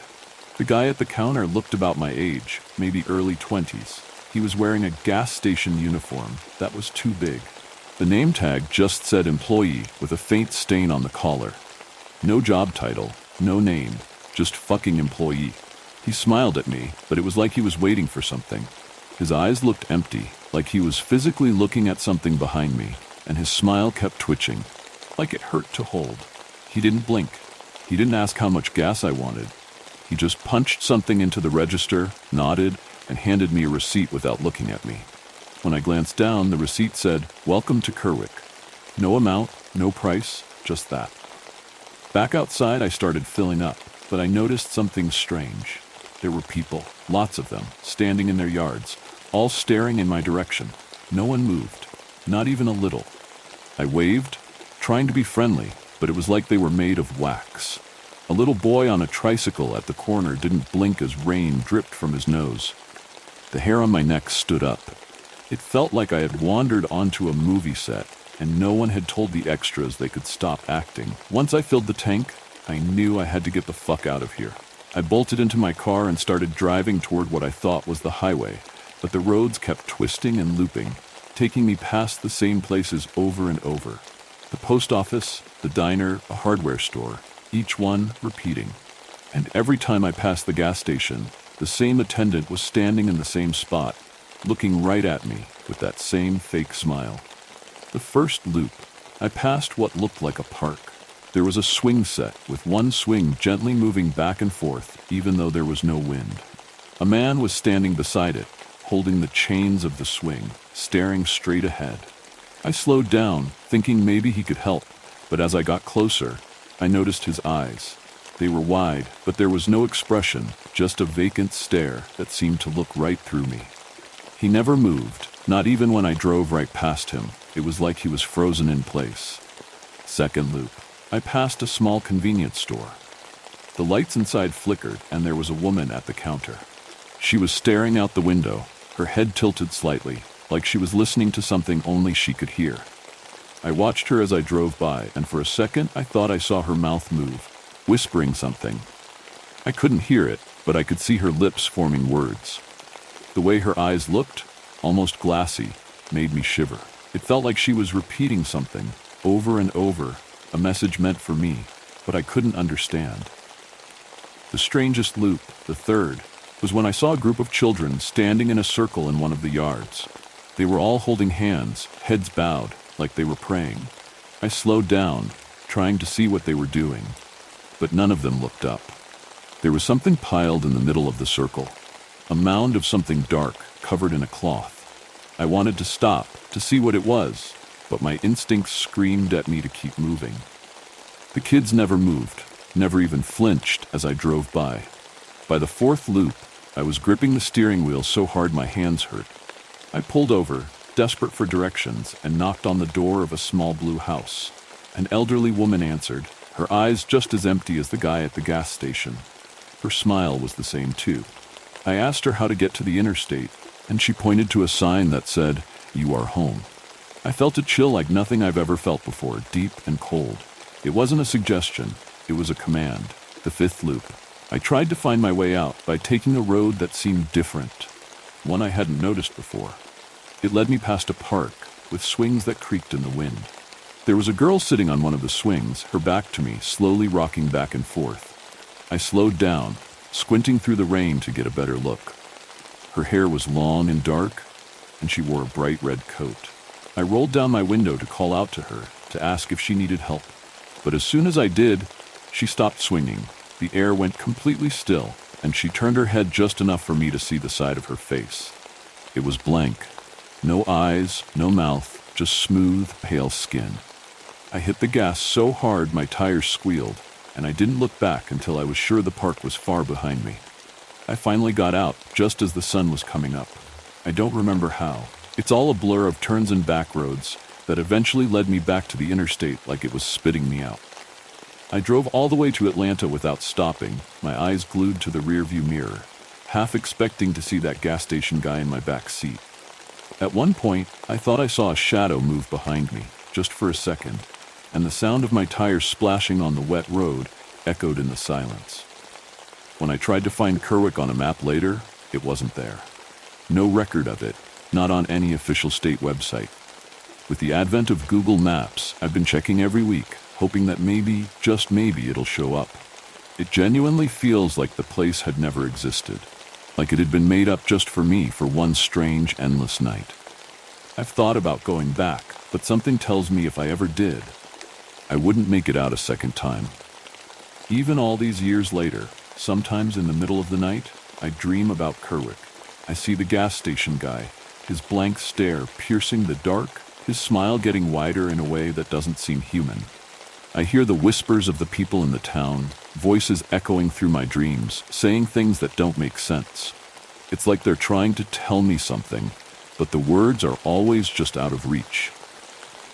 Sometimes, I wake up in a cold sweat, my heart pounding, and I swear I can still hear those whispers, like they're coming from just outside my window. The reason I'm telling you all this is because the other day, I swear I saw a car with a Kerwick bumper sticker. It was at a red light in Atlanta. just 2 cars ahead of me. My heart sank, and I felt that same chill. I tried to catch up to it, but as soon as the light turned green, the car vanished into the traffic like it had never been there. I even tried to follow the direction it went, weaving through cars, but there was nothing, no sign of it anywhere. I couldn't shake the feeling that it was a warning, like Kerwick was reminding me that it was still out there, waiting. The shadows grow darker and the air gets colder with this next story. The Whispering Shadows. It was a chilly autumn evening when my friends and I decided to explore the old Holloway estate. The townsfolk had always warned us about it, spinning tales of ghostly apparitions and hidden treasures. But we were young, foolish, and ready for an adventure, so we set out, armed with flashlights and bravado. As we approached the house, a thick fog rolled in, wrapping around us like a shroud. The moonlight struggled to pierce through, casting everything in an unsettling gloom. I felt a chill creep down my spine as we stepped inside, the door creaking ominously behind us. Dust hung heavy in the air, and the floorboards groaned beneath our feet. We moved cautiously through the darkened halls, our flashlights flickering against the peeling wallpaper. Shadows danced in the corners of my vision, and a cold draft whispered through the corridors, sending shivers racing through my body. "Did you guys feel that?" I asked, my voice trembling slightly. They nodded, and I could see the same fear reflected in their eyes. As we entered the parlor, a sudden gust of wind blew through, snuffing out our lights. Panic surged within me. "Turn them back on!" I shouted, scrambling to find the switch. When the beams flickered to life, I felt my heart stop. There, hanging on the wall, was a faded portrait of a woman, her eyes seeming to follow us with a piercing gaze. "Did you hear that?" I whispered, straining to catch the sound. From deep within the house came a soft, melodic whisper, calling our names in a haunting lullaby. I felt a chill run through me as we exchanged nervous glances, but curiosity pulled us forward. We ventured deeper into the house, the whispers growing louder, transforming into a chorus of voices begging for release. As we turned a corner, we found a door slightly ajar, the whispers beckoning us closer. My heart raced as we pushed it open, stepping into a narrow room filled with darkness. In the flickering light of a single candle on a dusty table, we saw a mirror hanging on the wall. Its surface was fogged and cracked. As I moved closer, the whispers intensified, now sounding like desperate cries for help. The candle suddenly snuffed out, plunging us into darkness once more. In the suffocating silence, I felt a cold breath against my neck. I froze, my heart pounding in my chest. The whispers transformed into guttural moans, drowning out my thoughts. I fumbled for my flashlight, praying it would work. When the light finally flickered back on, I nearly screamed. Figures loomed in the corners of the room, shadows twisted in agony, their faces contorted in expressions of despair. My breath caught in my throat and panic set in. We turned to flee, but the door slammed shut behind us, trapping us inside. The walls began to close in, shadows swirling around us, pulling us into the darkness. Desperate to escape, I banged against the door, screaming for it to open. But the shadows lunged toward us, and we were engulfed in darkness. I felt the weight of despair settle around me as the whispers turned into screams, a cacophony of voices merging into one horrifying sound. As I fought to keep my footing, I realized too late what we had awakened, something dark and vengeful. My friends' cries echoed in my ears, but one by one, they were consumed. In that moment of terror, I felt the cold grasp of the shadows around me, pulling me into their embrace. Now, I am trapped within these walls, my voice joining the chorus of whispers, lost in the Holloway estate where shadows lurk and echoes of despair never fade. That was just the beginning. The real horror lurks in the next story. The scratching Dr. Silas's office doesn't breathe. It vibrates. No sterile cold steel furniture, no clinical white lights, just walls that hum, a pulse crawling through the air, slithering into my skin. The frequency, it's not loud, not at first, but it grows, winding tighter, until it feels like it's found the rhythm of my heartbeat. Breathing becomes a task, my lungs working through thick metallic air. Not sharp, no, but dull, suffocating, like inhaling the aftermath of rusted metal and decay. "You won't see them," Silas had said, his voice flat, words spilling slow, deliberate. Every syllable sits heavy, sinking into my thoughts, sticking there. "There are no rats. No rats." "Sure. Fine. But then, what is this? My muscles twitch, my bones itch. It's nothing at first, just a tremor. Anxiety, I think, but it doesn't stop, it doesn't leave. The tremor becomes a pull, small at first, then deeper, like my body is fighting itself. I tell my fingers to stop. They won't. My hand jerks in quick, erratic spasms, twitching like something's crawling under the skin. Twitch. Stop, stop. They don't listen, they won't listen. My fingers, they're someone else's now, hooked on a string, jerking, shaking. No control, none left. Silas watches, always watching. His pen poised, his eyes cold black. A gleam there, something too still, too calm. Hypervigilance, he says, it's all in your head. But is it? My body, my bones disagree. There's something under the surface, I know it. A scraping, maybe. No, not scraping. Chewing. Yes, chewing, slow and deliberate, biting down on muscle and marrow. There's no blood, no marks. But I can feel it, deep in the tissue. Something moving, gnawing through the tendons like they're strings to be plucked. Jason, one of the others, his hands don't shake anymore. No, they convulse. I saw him try to open a door earlier, but his fingers hiss. Those fingers, they've started curling. Nails splitting down the middle, peeling back like rotten fruit, curling into jagged hooks. He didn't scream, didn't even flinch, just stared. I asked Silas if this was part of the process. He didn't blink. You're imagining it, he says, his voice too calm. It doesn't match the vibrations clawing through my skin, doesn't match the cracking sounds I hear deep in my bones. The gnawing, it's louder now. Sharper. There's an edge to it, like a blade dragging through tissue, carving, digging. I feel my spine shift when I try to stand, like something inside is pushing, hollowing me out. My legs twitch, my fingers jerk. My body doesn't feel like mine anymore. By now, Jason's silent. Just sits there, eyes wide, staring at his hands. His hands, I can't look at them anymore. There's nothing human about them. His nails are jagged hooks, his fingers snapped back at impossible angles. But it's not just his hands. His arms, they jerk now too. I hear the same sound in him that I hear in me. The gnawing, chewing, breaking. I don't know how long it's been. Days blur, melt together. Time doesn't hold here, not when every minute stretches into something unbearable. My body, barely holding. My nails have started splitting like Jason's, curling inward. My skin, tight, stretched, paper thin. I can feel the gnawing in my bones, chewing through marrow. I'm hollow. I'm becoming something else, something that doesn't belong to me. I look at Silas. He's watching. Of course he is. His pen, still poised, never quite touches the paper. It's as if he's waiting for something specific, something only he understands. He doesn't blink, doesn't move, except for that split-second flicker of his lips, too fast to be a smile. But there's something. His eyes gleaming like glass, too still, like he already knows what I'm turning into. Stop it, I tell him. My voice comes out hoarse, barely a whisper. My throat, dry, cracked. Make it stop. But Silas's gaze is distant, indifferent. There's nothing to stop, he says, almost like he's talking to himself. He looks back down at his pen, but there's that gleam again. Too sharp, too controlled. His hand hovers just above the page, like he's savoring every second before the ink finally spills. Day 7, maybe 8. The gnawing never stops. It's worse now. I feel it deep in my spine, burrowing through tissue, eating its way into my skull. My teeth, they've started to shift too. I can't bite down without feeling them crack, the pressure building behind my gums. I wonder if they'll fall out. I wonder if they'll split open like my nails. Jason, he doesn't move anymore. But I see it. His chest, it's moving. No, not breathing, pulsing.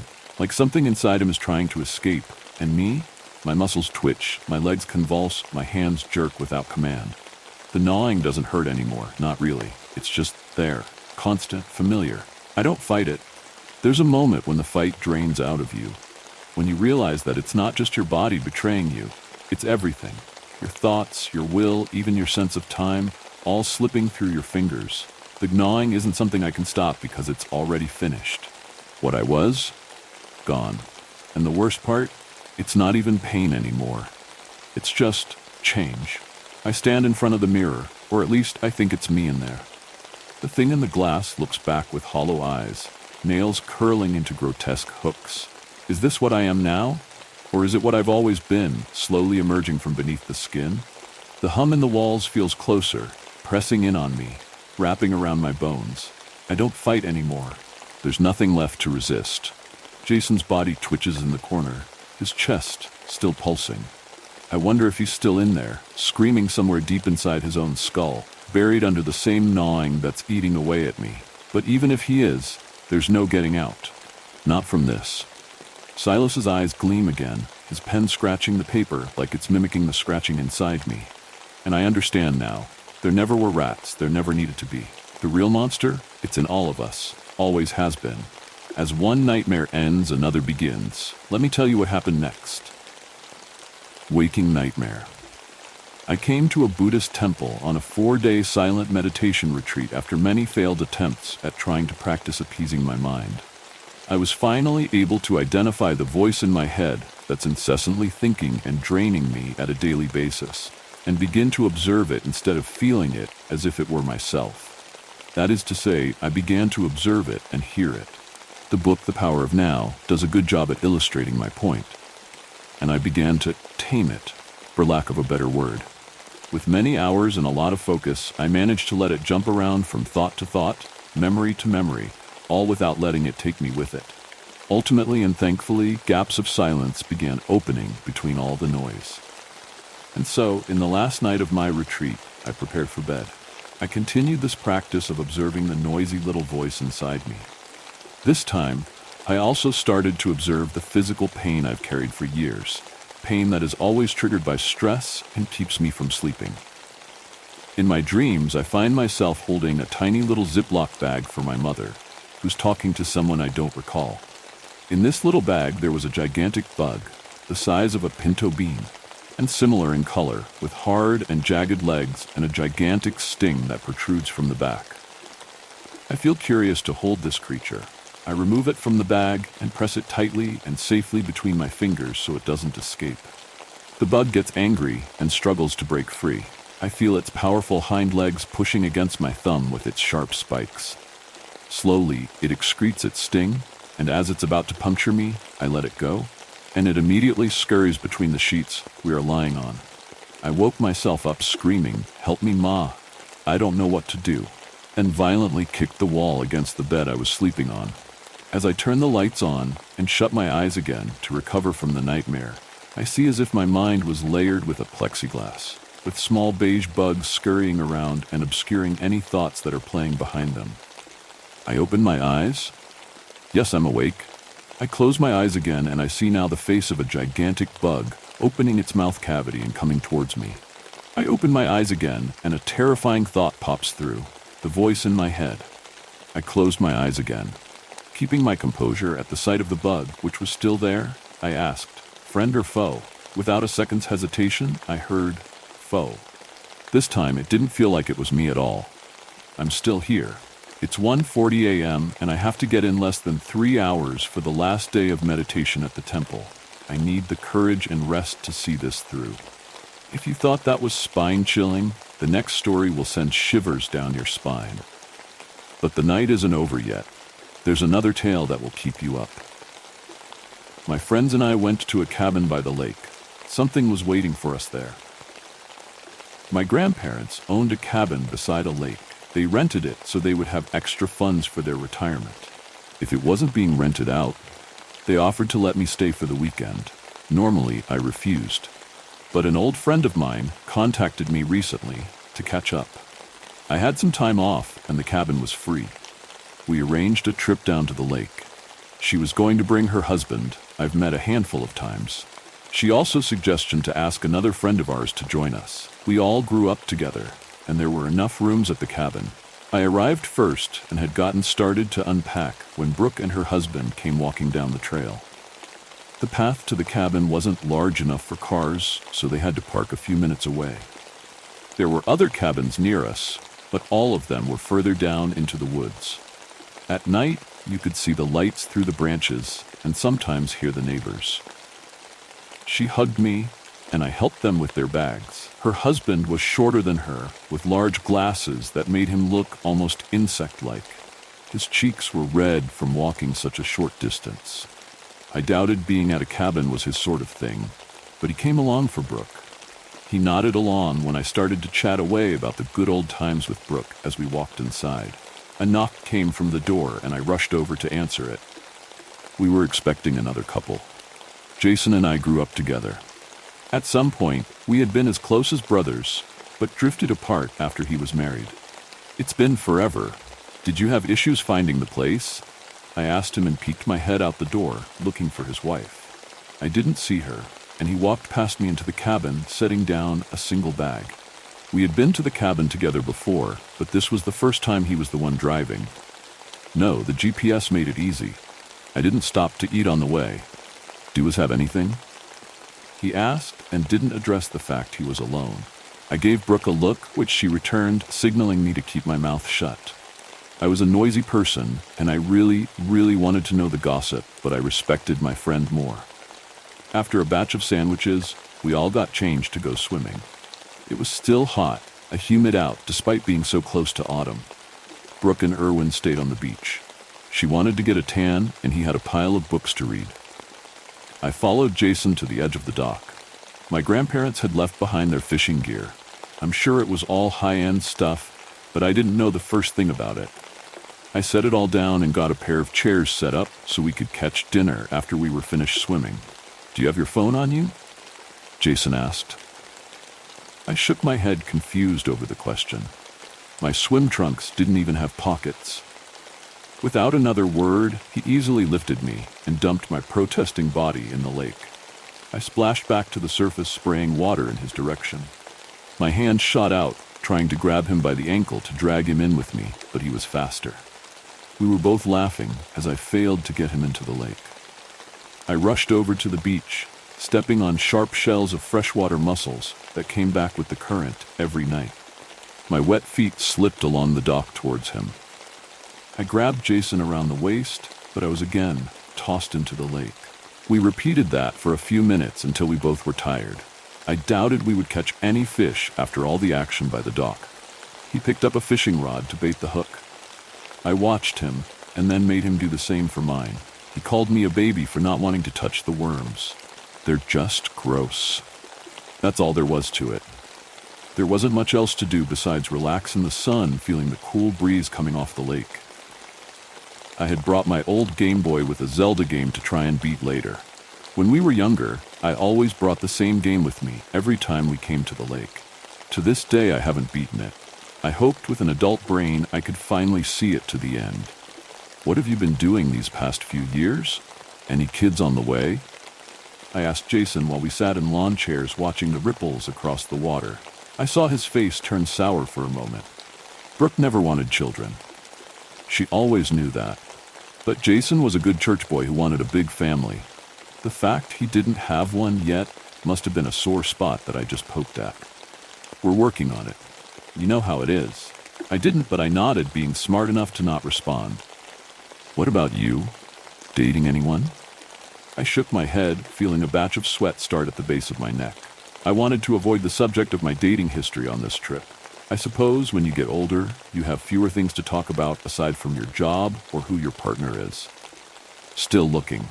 You know how it is. I added with a smile, repeating his words. He let it slide, which was a relief. To my surprise, we did catch something. A flat, unappealing fish bit his line, and Jason easily reeled it in. We tossed it back, barely looking at it. Shortly after, I hook a long and fat victim that would be perfect for that night's dinner. He removed the hook for me. The fish met my gaze, and I swear it was silently begging me to spare its life as it gasped for air. It's kinda cute, I told him, hoping my friend got the hint. He rolled his eyes and sighed. Carefully, he set the fish back into the lake and let it swim off to freedom. We have enough food for the weekend, and I don't feel like being the one to clean it. I know you wouldn't. I let out a smug laugh, agreeing with him. He often did the dirty jobs I didn't feel like, and we both knew it. We had meant to help with dinner, but Brooke already got it started by the time we gave up fishing. Cooking was her favorite thing, so I didn't feel bad not doing more to help. She was the motherly type, so I always wondered why she never decided to have kids. The cabin was large, but only had a few rooms. A bedroom off the side had been claimed by Brooke and Erwin. The bathroom was about the same size as the bedroom next to it. We all took turns using the shower after dinner to wash away the smell of the lake. I walked out into the large living room before I had fully put on my shirt. Jason had been waiting by the door to use the washroom next. He caught a glimpse of a tattoo on my side. He grabbed my shirt and lifted it to get a better look at the 3-inch pink Care Bear he'd never seen on me before. I had worn a shirt while swimming and silently swore to myself because he saw my shame so soon. "How drunk were you when you got this?" he commented, eyebrows raised. Erwin was nose deep in a book, but Brooke looked over at us with a nervous expression. She knew something I had been hiding from Jason for a while. "I lost a bet. Needed to man up and get it. I haven't been able to afford to get it removed." I lied. He accepted the answer and moved on. Once the bathroom door was closed, Brooke and I sighed. Jason didn't need to know I actually got a matching tattoo with my boyfriend at the time. It was a dumb choice and he would mock me for it. But he also hadn't been very accepting in the past. Since I never came out and told him my dating preferences, I wasn't entirely certain how he would react. Brooke had been pressuring me to just tell him. It did feel wrong to keep such a big thing from him. I simply wasn't ready for that talk with my oldest friend just yet. There was enough room for us to gather around a table in the living room. The plan was to play a board game. It soon devolved into chatting and retelling old stories. I had thought Erwin would be bored listening to us talk for so long. Rather, he was very interested in asking questions here and there. The longer I spent with him, the more I realized he was perfect for Brooke. I was glad that they found each other. Finally, the pair decided to turn in for the night a little after 1 a.m. Jason took the loft up the steep stairs, and that left me with the couch by the fireplace. It was still too warm to light it at night. The lights went off, casting the cabin in a deep darkness. You never realize just how bright the city is at night when you're away from it. We all called out one final goodnight.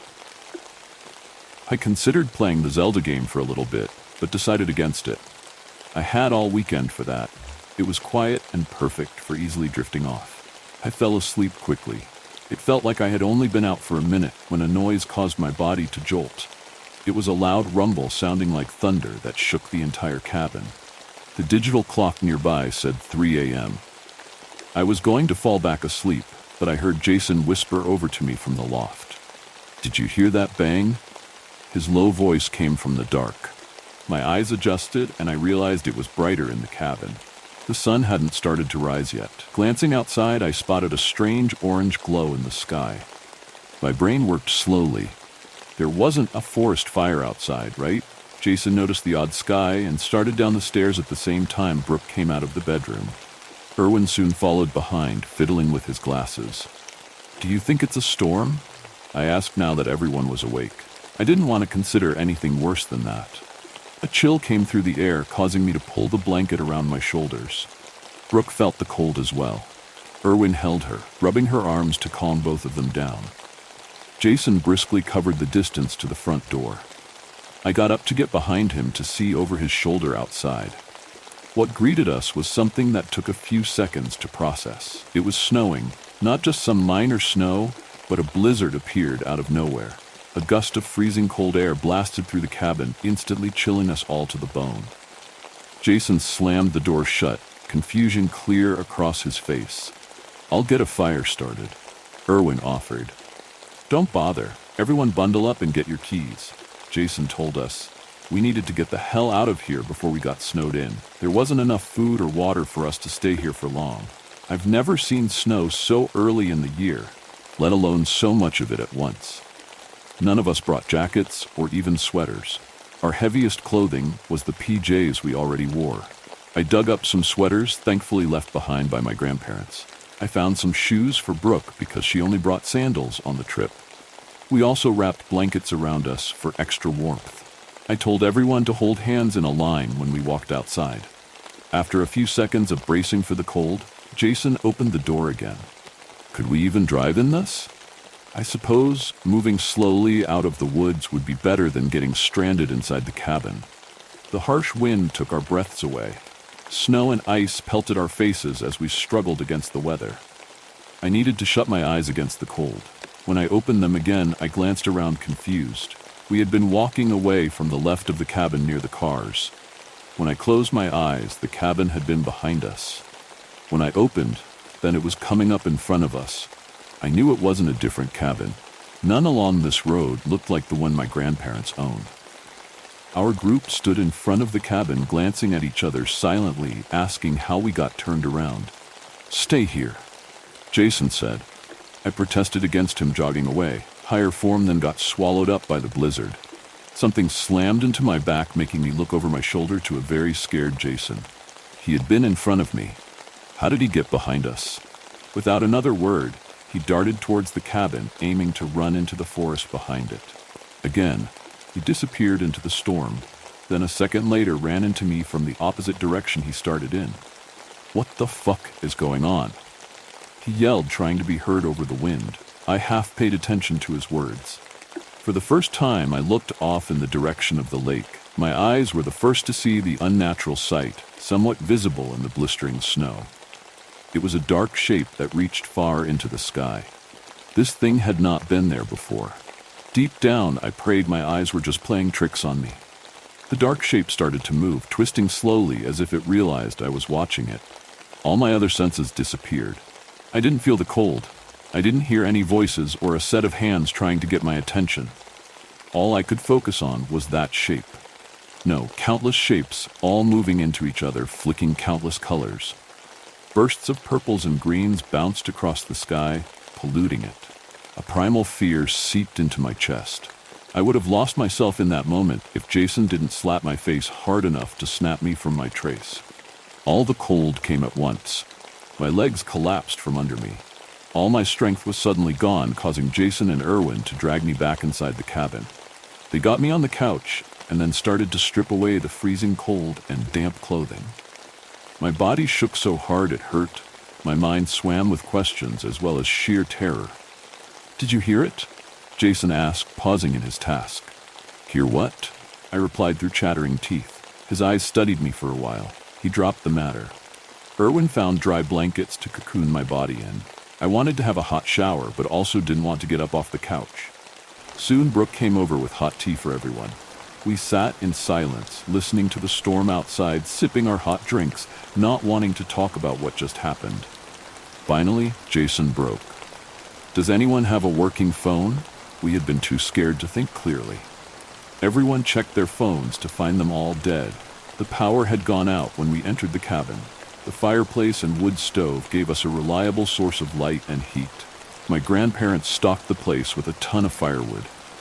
We would be fine on that front, but they didn't leave us a radio or a way to contact someone in an emergency. "What are we going to do?" Erwin asked in a soft voice. None of us wanted to say it. There was nothing we could do. No way to contact anyone. No way to get away from the cabin. And no way to know what was towering off in the middle of the lake, watching us. "We wait out the storm," Jason nodded. The wind shook the cabin. I doubted his plan. However, we didn't have any other ideas. No one brought up our low food supplies. Instead, I got out my Game Boy and asked who wanted to help me play the game. I suppose we should have been doing something, anything else. We all felt so hopeless at that moment. Huddled together, taking turns looking at a small screen was oddly comforting. Erwin helped out a lot by writing down quest goals and what we might have to do next. We were all exhausted by the time we got to near the end of the game. To our dismay, the batteries died just before the last battle. We took turns trying to find new batteries around the cabin. No luck. An odd feeling came over me when I considered I may never see the ending of the game in my lifetime. It was well past when the sun should have come out. The sky remained dark with the storm raging outside. After the Game Boy died, Erwin suggested that we should get some sleep. I doubted anyone could rest after such a rough night. We didn't want to be apart from each other. Each of us gathered all the blankets, sheets, and pillows in the cabin to pile them in the living room by the couch. We let Brooke take the couch, and the guys stayed on the floor. The fireplace kept the cabin warm. However, it was not comforting. I somehow slept for an hour or so, being tormented by half-remembered nightmares. Jason got up first. He started silently pacing, a strained expression on his face. His hand was near his neck, holding a small gold cross he received from his mother. I couldn't imagine how this was affecting him. Brooke got up and worked in the kitchen. She took stock of our food, writing down portions and meal ideas. Erwin appeared the most stressed out of all of us. He kept picking up the same book, reading a page, and setting it aside. None of us wanted to talk about what we saw outside. It felt as if the words came out, it would make it real. If we ignored it, we would be fine. I had nothing else to do but keep the fire going. Without power, it was hard to tell the time. We could have spent hours in silence. Maybe I should try for the cars again, Jason said finally, breaking the mood. No. Brooke and I shouted at him at the same time. Jason flinched at our voices. He frowned, not agreeing with our reply, but accepting it. I didn't think Brooke saw the same thing I had outside in the lake. Regardless, she knew something was out there and scared to death by it. People are expecting us back by the end of the weekend. We can wait out the storm until they come and get us, she said without her voice holding as much confidence as she would have wanted. Jason turned his head, deciding not to start a fight. He doubted anyone would come to find us. I knew he would wait for at least another day before trying to brave the storm once more. Somehow, I also knew if any of us left the cabin, we weren't coming back. I just wasn't aware of just who we would lose in the coming days. Brooke made us a hot meal, being careful to ration the supplies by watering down the pasta sauce. We didn't mind. Since things had calmed down a little, we didn't sleep all in one spot like the night before.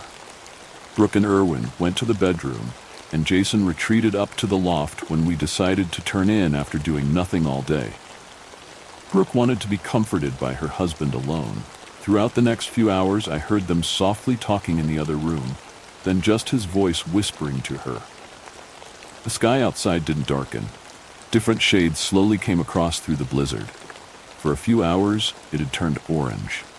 It gave enough light to read by. I borrowed one of the books Erwin brought along. He had a mixture of everything. Military dramas to vampire romance. Maybe the vampire book belonged to Brooke. I fell asleep again on the couch with the fireplace keeping the chill of the storm at bay. I woke up feeling cold, noticing how low the fire had gotten. Jason was making his way down the loft steps. I apologized, then got up to get the fire going again. Someone needed to go outside to get more wood soon. I dreaded the idea of it, and yet I thought just going next to the cabin may be safe enough. Brooke left the bedroom and hung out with me all day. I'm unsure of what Jason did. He appeared tired. Aside from helping with the fire a few times, he stayed in the loft resting. Erwin also stayed in the bedroom. I was glad Brooke felt well enough to sit and talk with me for a while. We had already said the same stories a few times that weekend. I never realized how fast you ran out of new things to talk about with older friends because they had been with you during all the interesting events in your life. At dinner time, Jason came down from the loft. The three of us were gathered around the table setting it up. The bedroom door opened, and I raised my head to greet Erwin after not seeing him for a few hours. The words died in my throat when I saw his haunted expression. There was simply something just not right going on with him. I started walking around the table, my feet feeling oddly heavy. "Do you hear it?" "I need to go," he muttered mostly to himself. I shouted at him to stop. His thin, short legs burst into a run. Within seconds, he was out the door with Jason at his heels. I would have followed. Brooke came rushing crying for her husband to come back. I grabbed a hold of her to keep her inside the cabin and in the warmth. It felt like days that they were missing, but was really only an hour. The waiting killed us. We kept the door open with snow blowing inside. No matter how cold it got, we refused to lock our loved ones outside. A dark shape came through the blizzard. My heart jumped into my throat as a strange fear had a stranglehold over my chest. Jason collapsed inside, his body shaking from the cold and his lips blue. Brooke took his left side and I grabbed his right. We dragged him inside to get him in front of the fire. I started to strip off his cold-soaked clothing to wrap him in warm blankets. Brooke walked over to the door. With some hesitation, she gently closed it, accepting the fact her husband wasn't coming back. "Get him in the shower after he's warmed up a little," she told me. "I'll put away the food. We'll need it if we'll be here for a while." I listened to her orders. She needed to stay busy, to not think of what just happened. None of us had tried to have a hot shower since the first night. To my dismay, the water wasn't warming up. Brooke and I worked away with boiling snow from outside and filling the tub. Jason hadn't woken up. That worried me. Once the tub was full enough, I carefully tapped his cheek. He stirred enough to show he was alive. After a while, he recovered enough to sit up. Using my shoulder, I got him into the bathroom. Carefully, he lowered himself in the tub, eyes closed, appearing utterly exhausted. I turned to leave. His hand found my wrist, carefully bringing me closer. I nodded and sat next to the tub with my back facing him. I couldn't find him, he said, his voice sounding strained.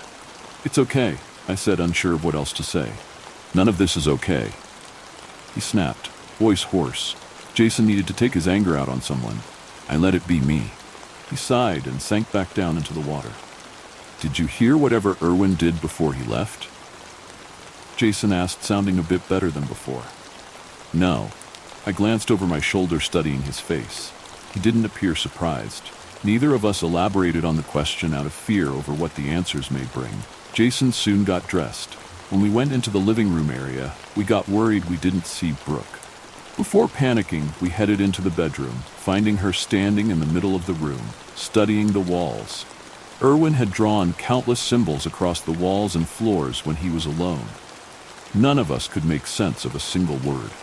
I gently guided Brooke out of there, sitting her on the couch. She appeared distant. No one would blame her for not being able to deal with all of this. I went back into the room with Jason. Our heads scanned the odd words, trying to make sense of any of them. Irwin was pretty smart, I commented, figuring all of this was a language he knew and we didn't. Was? Jason asked, turning his head away from the writing. I didn't mean it like that. I trailed off. Even if we didn't say it out loud, we all knew Irwin wasn't coming back. Just like we knew something was in the lake causing this storm. None of us felt like eating, no matter how much our stomachs rumbled. We also didn't want to sleep. It was impossible to know when it was night now. At the moment, there wasn't much else to do but rest and worry.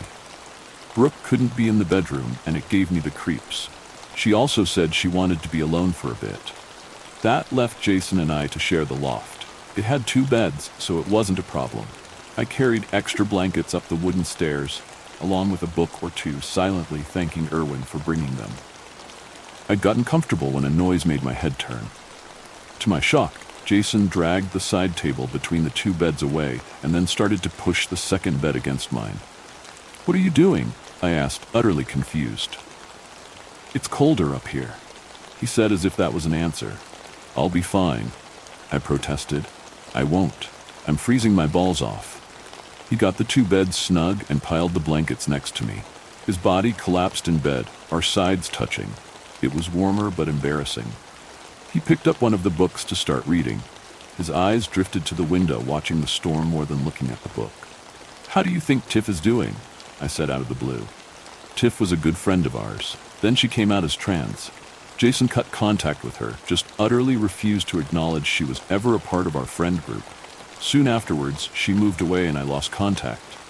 I dunno, I guess fine. I heard she had a crappy uncle, and it broke apart her family. Why do you ask? I stared at him, unable to hide my stunned expression. Did I have the wrong idea about him all these years? He called Tiff she, something I never expected of him. This book has a trans character. It made me think of her. I lied. He raised an eyebrow, staring at the faded crime book in my hands, doubting my excuse. He dropped it, either not caring or accepting my lie.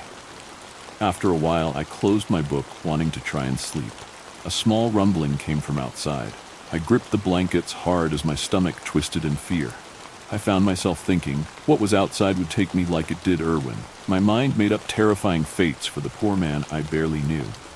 Jason sat up, reaching around to the back of his neck. Carefully, he took off the small gold chain. Leaning over, he tried to get it around my neck. Swiftly, my hand came up, blocking him. That's too important to you. I refuse. You're more important to me. His voice sounded low and so soft compared to the person I knew him as. My heart nearly stopped in my chest. This didn't feel real. I could accept whatever horror was out in the lake before my oldest friend said that kind of thing to me. Are you scared? He asked, still sounding so gentle. A rush of emotions I'd been trying to hold back came rushing to the forefront. I hated myself for nodding, and even more for letting him hold me as I quietly sobbed into his shoulder. I shouldn't be accepting his kindness when I hadn't lost what Brooke had. And yet, I did. After my brief spell of grief, I let him put the cross around my neck with the promise I would return it later. I let him keep an arm wrapped around my shoulders as he finally fell asleep. I didn't know if he needed someone next to him to relax enough to get some rest. The storm raged on, a constant reminder of how trapped we were. Time started to have no meaning. We could only tell it was passing based on our food supply going down. Meals got smaller and smaller no matter how hard Brooke tried. It was well past the weekend limit. No one had come looking for us, or at least no one had found us. All that time, Brooke never mentioned Erwin. We didn't dare to bring him up to her. We played a board game or two, trying our best to take our minds off the isolation. There were 3 of us, and yet I've never felt so alone. I started to call the hours between going up to the loft to rest days, regardless of how much time passed by. We would get up, do nothing but read, have a small meal, then sleep for longer than we had been awake. It was 2 days after our last meal when I finally gave up. There were spices and condiments left in the cabin. None of us had gotten desperate enough to start eating ketchup packets, and yet soon it might happen. I opened my eyes and thought about getting out of bed. It didn't happen.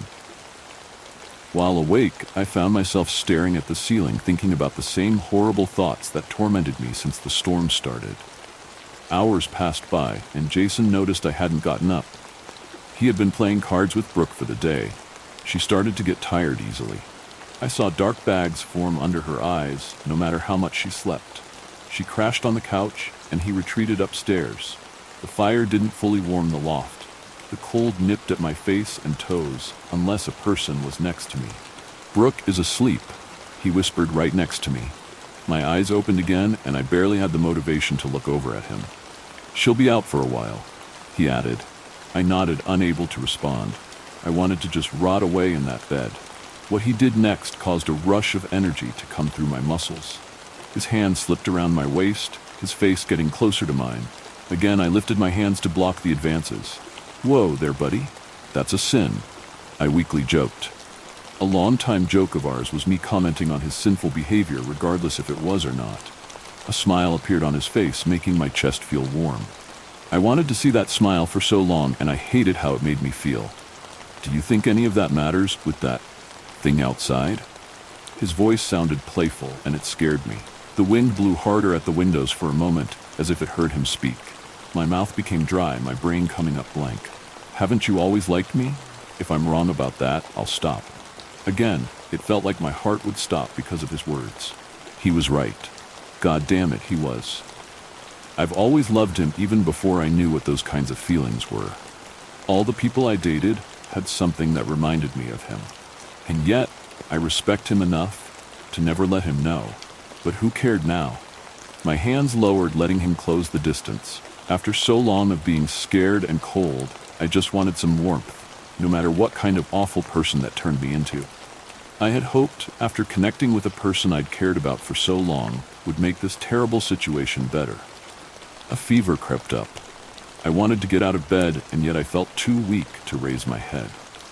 It could have been as long as 3 days that I was confined to the bed upstairs, only drinking hot water, Jason brought up. The finally fever dropped enough for me to move around a little. The smell of meal filled the cabin when I opened my eyes again. Jason had been resting next to me. I shook him awake. The days inside the cabin had taken a toll on him. He's lost weight and his eyes appear sunken. Yet, he still smiled when he saw I felt better. Then a frown came over his face. "We ran out of food a while ago. What was Brooke cooking?" He helped me down the steps. Soon it was clear we wouldn't have the strength to go back up there, and would need to bring down all the important items before that happened. My head was light, and my eyesight was blurry from lack of nutrition. It took me a minute to focus on Brooke stirring a pot on the wood-fueled stove. My stomach sank to the floor, with my legs soon following. "Hey, sweethearts. Sorry, I took so long. I made something for you." She turned, face pale and clothing hanging from her now thinner frame. Blood stained her left side, as well as the wooden floor. A now empty sleeve dangled down. I found myself falling backwards and hard on the floor, unable to deal with the gruesome sight. I didn't see what was inside the pot, but I knew. Oh God, why didn't we just go outside the cabin instead of letting it get this far? I don't know how, but Jason got me back into the bed in the loft. I prayed I wouldn't wake up again after that sight, but I did. Is she? I asked, voice cracking. I'll keep an eye on her. He told me and made sure I was comfortable. His face looked better. How long had I been out for? What happened while I was passed out? You should eat something. It's what Brooke wants. He spoke as if he was talking to a child. I shook my head, stomach churning in stress and hunger. Let me die here. I begged, too tired to even cry. His hands carefully were placed on my cheeks so he could get his point across. I'm not going to let that happen. I gave up everything I believed in for you. It can't all be for nothing. I flinched when he leaned over to press his lips over my own. If he was offended, he didn't show it. I couldn't face what was going on. Like a coward, I let myself fall asleep again, hoping my dreams weren't as bad as reality. Rumbling of the storm shook the cabin. Somehow, I had enough strength to sit up. I now had a goal: to get outside, no matter what that thing did to me. Step by step, I crept down the steep wooden stairs.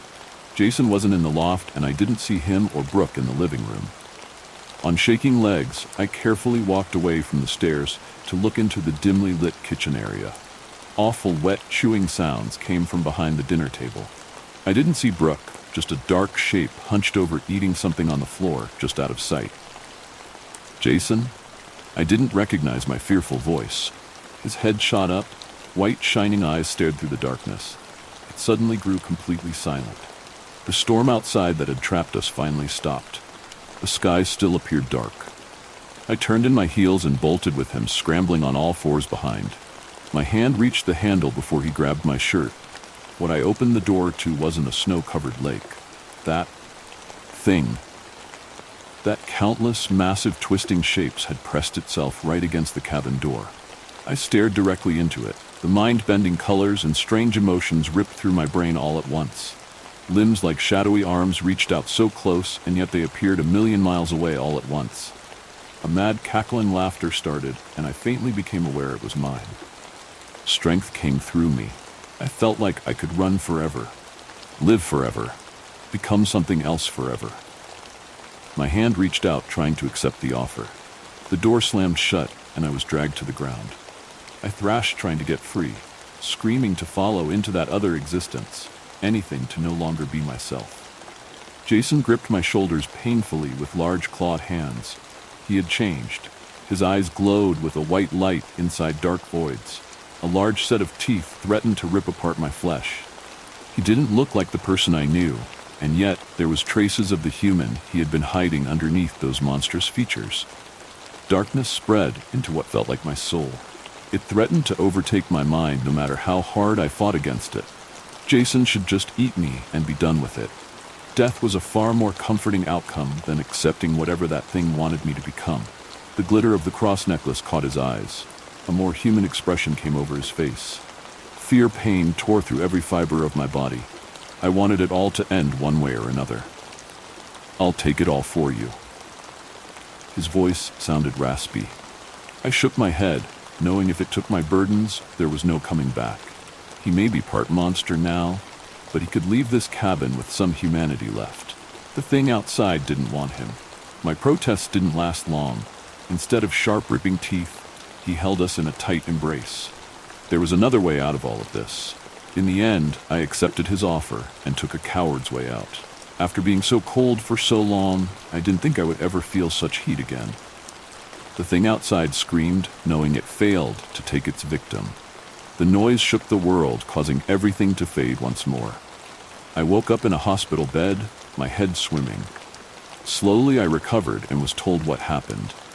A horrible storm ripped through the area, and a small tornado destroyed several cabins, including the ones we were staying in. The bodies of Brooke, Erwin, and Jason were never found, all assumed to be dead. Over 11 people disappeared in that storm. Whispers rippled through the community over how there had never been a storm that bad, let alone a tornado. I refused to believe it all. I know what happened to us. We were taken away by something no humans can ever understand. After all, no one could explain why I had lost so much weight in the 3 days it took to find me in the wreckage of the cabin. I still carry the memories and scars from that place. as well as the golden cross gifted to my best friend I made the mistake of falling in love with. He changed. Jason isn't human, nor is he something that monster wanted him to be. He's stuck as something in between. I don't know where he ended up. I refuse to believe he died in that storm. I need to find him again and somehow make things right. At the very least, he should have someone keeping him warm again. When my body recovers, I'll be going back to the area to help with the cleanup effort. Also, to look for a person who saved my life by taking all my burdens.